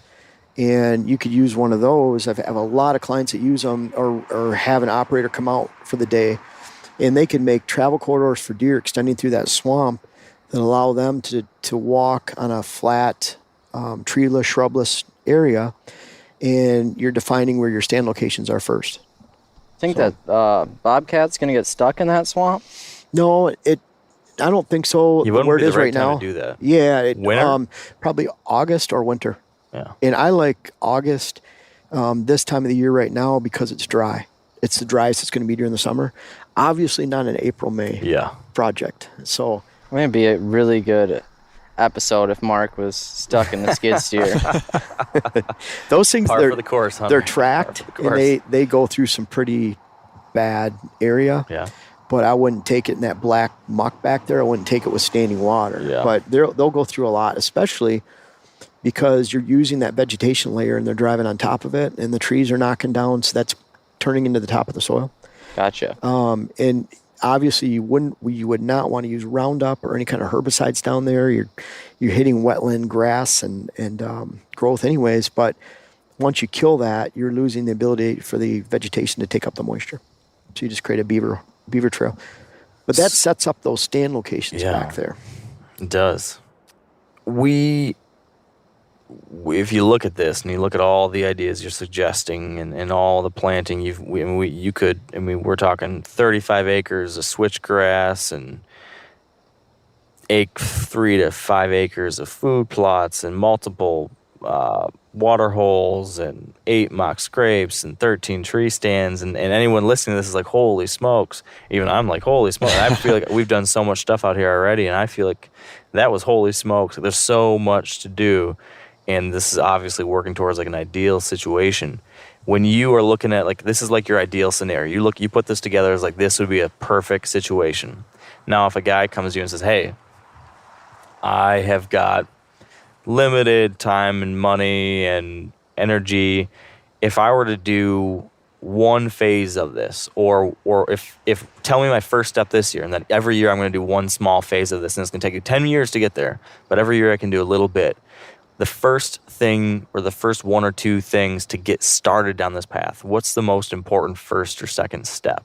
And I would say that's, went to 90 clients this year. I would say that's 45, 50 clients. They can't do everything all in 1 year. I mean, that's realistic. Some pay to have it done, and there's a few that do it. Every year they just put it all together quickly. I want to ask you one question though. Switchgrass, how many fields do you have? How many acres of fields do you have? So I don't know the exact acreage, but I think it's something like 35 acres. So I would look at, you have about 15 acres of switchgrass, because you have the diversity pockets, then you have all the food plots, maybe 12. Yeah. So that being said, when you just take the outside solid switchgrass acres, you probably have 6, 7, 8 acres of switchgrass. Okay. And that would be that outside heavy yellow. The outer yellow. That to me is more important than even the inside pollinators and areas, because that establishes the protection of your property, your access. You can actually, and that's why I started drawing in the switchgrass first, because let's say you make all those improvements in the middle, including food plots, and then you don't screen them on the outside with an effective screen, then you can't get on and off your property. Now you just made your property worse. You turn it into a nocturnal property.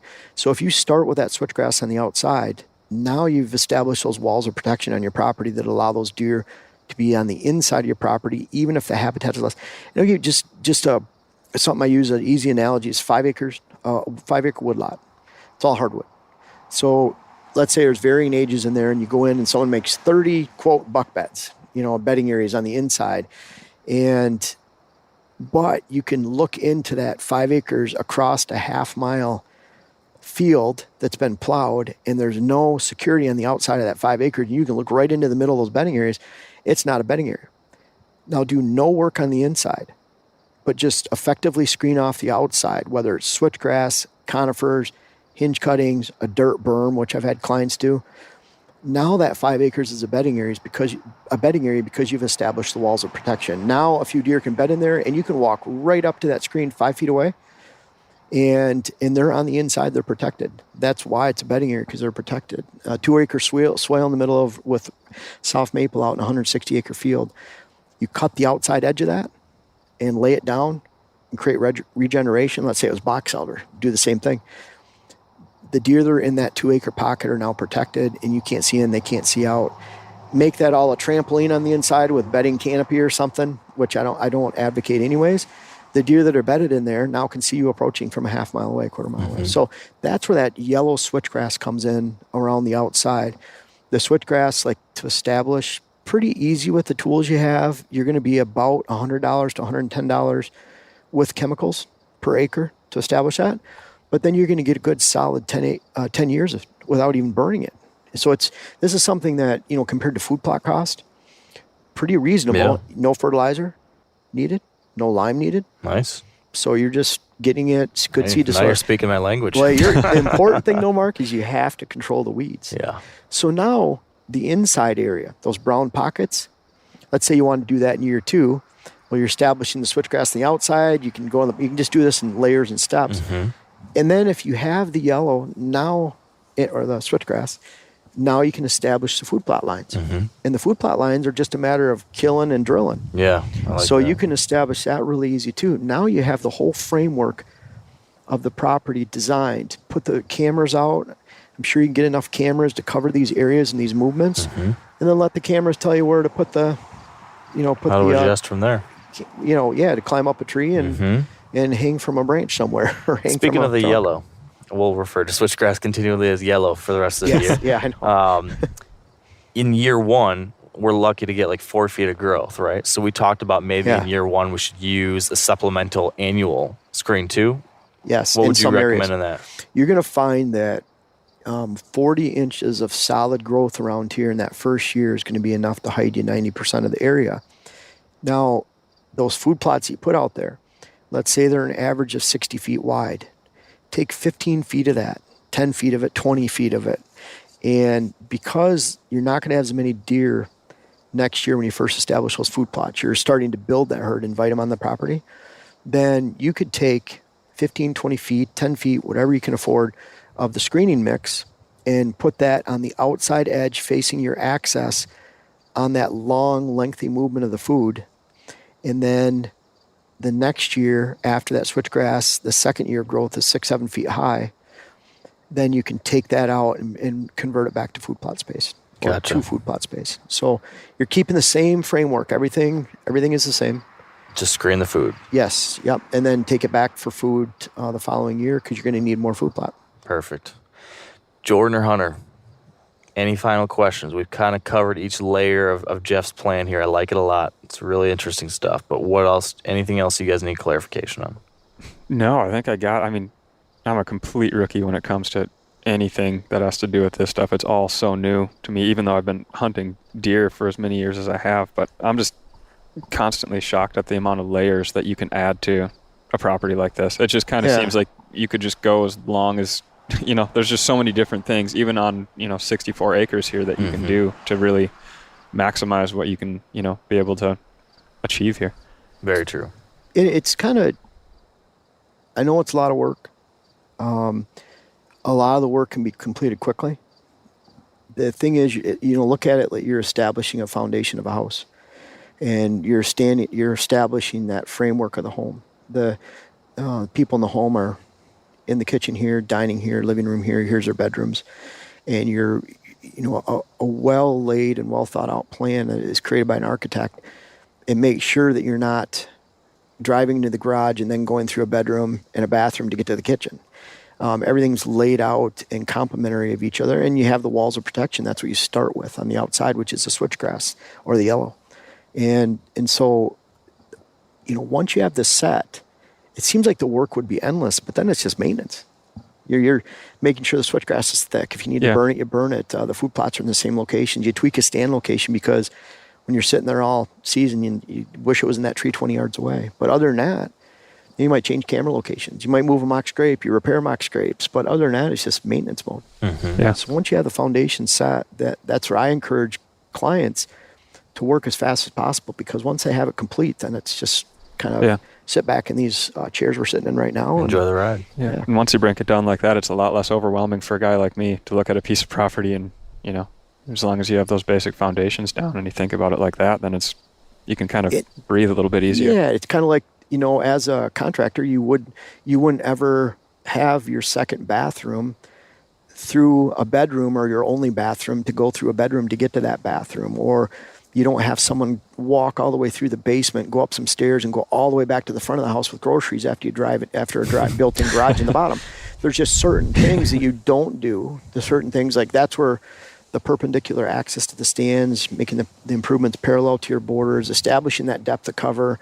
Those are all really important principles that you have to follow when designing the property. And if they don't fit into that mold, then something else needs to be done, because it all goes back to you're establishing 60-70% of this land in a core area houses your food plots are just as much sanctuary as your bedding areas, but you're establishing that those areas, that 60-70% is 40 acres, 30 acres. That's going to be the largest area in this region, in this area of Michigan, that probably has high quality food plots, high quality bedding areas, deer movement that's not pressured by hunting pressure consistently every hunting season. You're really trying to take the pressure out of the hunt. Yeah. Hunter? I mean, I think I've learned more in the last week than I ever wanted to about deer. So I'm sitting good on knowledge here. We'll get this duck hunter to come around. Yeah. By the end of this year, I think we'll turn him. Yep. That's my hope. He doesn't have a choice. No. He hunts rock quarries at this time in his life. Sorry. Well, on that note, Jeff, man, we can't thank you enough for taking the time to do this. I mean, it's really been fun to get to see a place like this through your eyes. And, over the course of the last few weeks, we've been able to chat with all these different people, and everyone has all these different ideas, and they all come to it from a different background, from a different perspective. And it's been really interesting. And yours is always one that I've enjoyed and respected so much over the years. So to get it specifically on a project like this it's just great. So well, I appreciate the opportunity. You always have to think with this and everything you do, it all has to relate back to, because we're all hunters, it has to relate back to how you would hunt mature bucks on the property. So if you're making improvements, if you're putting those improvements in areas that do not allow you to hunt the property as a predator and get in and out with a high level of mature buck hunting potential, then you're setting yourself up for failure. So I come from that hunting background, and really, that has to be applied. I mean, you've shot some nice bucks. You've hunted on public land too and done really well. And so you think about how you would hunt on public land. There's a lot of private land I go to. I'd rather hunt public land because it's such a mess that it's not going to allow a mature buck to move around during the daylight and feel safe on that property. So all has to go back to that. And so I think if you think of that in every situation, what would a mature buck do? Will this expose a mature buck? Yeah. Then that really answers a lot of your questions. Yeah, it's going to be very interesting. It's such a weird property for me, and like just A, having like so much wide open space to work with, and B, actually being able to work with stuff. I'm so used to just being stuck with what I've got and then adapt to that it's been like a bizarre, and then we've had a lot of other outside factors like influencing what we can do and how we can do it. But it's been like a weird, exciting but weird opportunity to finally have the paintbrush and the blank sheet. Probably was overwhelming this year. It was like, whoa, I can do this, and then I kind of like threw the paint at the canvas, all the possibilities. But yeah, it's a very cool thing. So with all the habitat, again going back, the lowest hole in the bucket is how land is hunted. You can take great property, do nothing to it, and have a really good chunk to hunt because you hunt it well, and you're using the lay of the land. Smart. Yeah, and you have to take that into consideration. That really is the lowest hole in the bucket. Yeah. You can never overcome poor hunting habitats with any amount of habitat work. And I think that's what a lot of people do. I want better hunting, so I'm going to throw all these dollars into habitat improvement. And in the end, they're far worse off because they've ignored that gaping hole of how the property's hunted and how they move about the land without spooking deer. Yep. And so that's what, I'd like you to do this, put this in plan. Like I said, starting with that switchgrass, because that begins to protect this entire property. Yeah, definitely. I like that. So if folks want to learn more from you, you've got a bajillion resources out there. Where would you send folks to get more from Jeff Sturgis? Really two places mostly. And I do filter things out through social media. I'm on Instagram, have a big Facebook page, but my YouTube channel, whitetailhabitatsolutions.com. I try to have a lot of conversation with people on there. Most videos get about 100 comments. I try to answer them all, but I probably don't answer 10, 15%. I still try though. And then my website. And so the website I'll get back to, I have over 600 whitetail articles on my website. I have about 350 videos, 60 videos, something like that on YouTube. On YouTube, I have a lot of playlists covering almost every category of everything we've talked about, even daylight movement of bucks and trail cameras, switchgrass, bedding areas, whatever it might be. So even if you just are interested in one portion, you can go to a playlist, and I'll have 10 to 35 videos, depending on which playlist it is. But between those two, that'll cover most areas. Yeah. So I really appreciate it. I'm honored to have you come out. I know we've talked a lot in the past and seen your property up north with your father, and you wrote the foreword for my food plot book. I think that was 2014, so that's going back a little ways. It's kind of weird how long ago that was now. It is, isn't We're it? getting Time old. flies. We're getting old, Jeff. I don't know how this happened. I'm getting old. I don't think you are. I'm feeling older. But yeah, no, I appreciate it, and this has been fun. I love your property. There's a lot of good properties out there that have great diversity, and you have edge, diversity, lowland, highland, a lot of fields that you can carve out and make instant wildlife attractions. And it's not all about the whitetails. I want you to tell me that after you put some switchgrass in lines, you're hearing roosters out here and seeing a lot of rabbits out in the field too. I'd be very excited if that happens. Birds and everything else. So. I'm very excited to see this continue to evolve over the next couple of years. So, Jeff, thank you. Everyone listening, make sure to check out his YouTube channel and the website. Lots and lots of good stuff. The books are all incredibly helpful. I've a lot of the things I've learned over the years, I've definitely learned from Jeff. And maybe in a year or two, come back out and let us know how we're doing. Yeah, that sounds great, Mark. I really appreciate it. And that is all for us today. Thank you for tuning in. And like I mentioned at the top, if you want to see the imagery that we discussed in this podcast with Jeff, make sure to check out the Wired to Hunt Facebook or Instagram. Otherwise, appreciate you. Thanks for listening. Hope you're getting after some postseason projects already. And until next time, stay wired to hunt.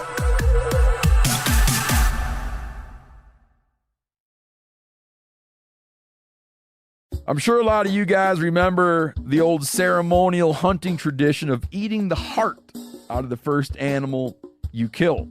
Meat from those organs are among the most nutrient-rich foods on the planet.